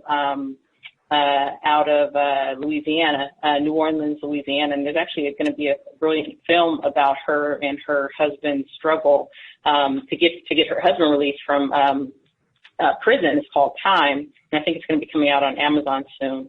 Anyway, she gives a talk, and one of the things that one of her constant refrains is, when we fight, we win. And that doesn't mean that we, win the lawsuit or we win the policy fight, but we win in terms of, again, affirming our own humanity. And at times, we punch the wall enough times, we actually do get a breakthrough. We can't anticipate when those will come, and so we have to be ready.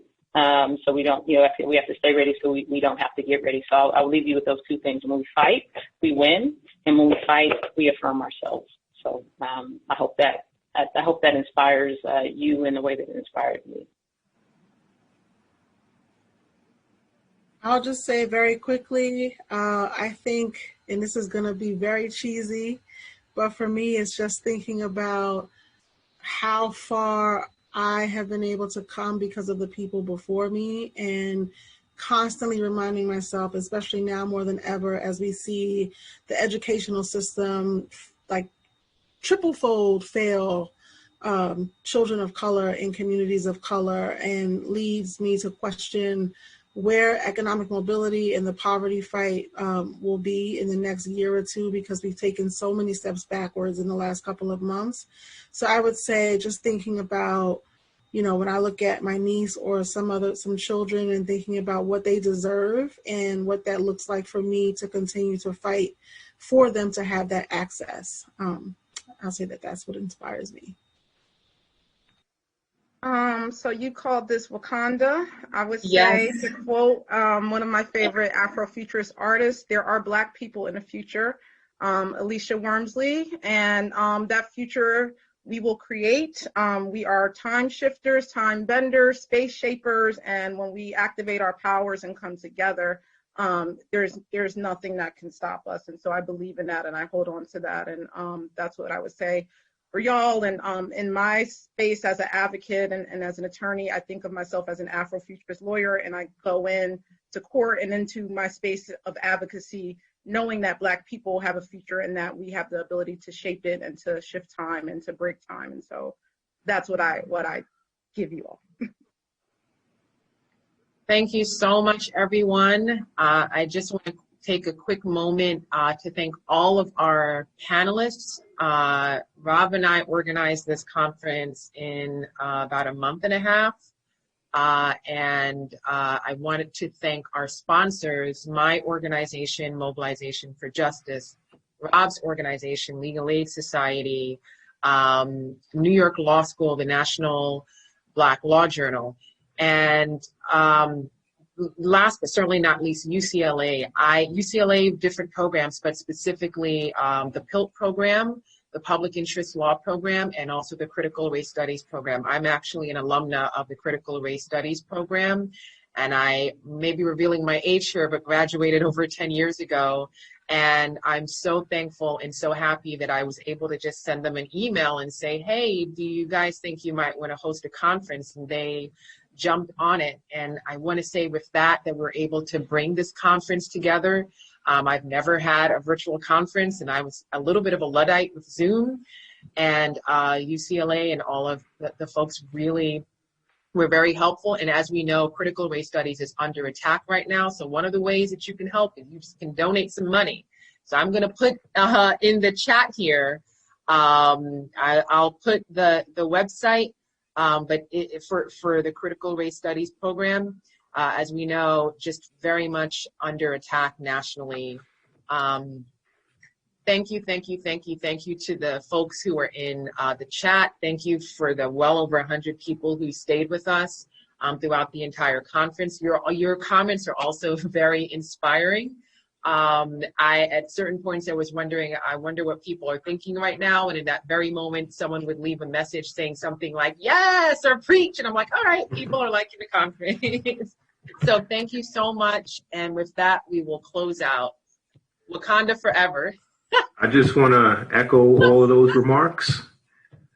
I want to echo all of those remarks, and I particularly want to thank the panel, all three panels. All of you guys have been really, really awesome, and we're really grateful for your contribution. And, despite having a lack of sleep and not having eaten for a while, I somehow feel very energized, very encouraged. It's great to see folks, out there like really doing amazing things.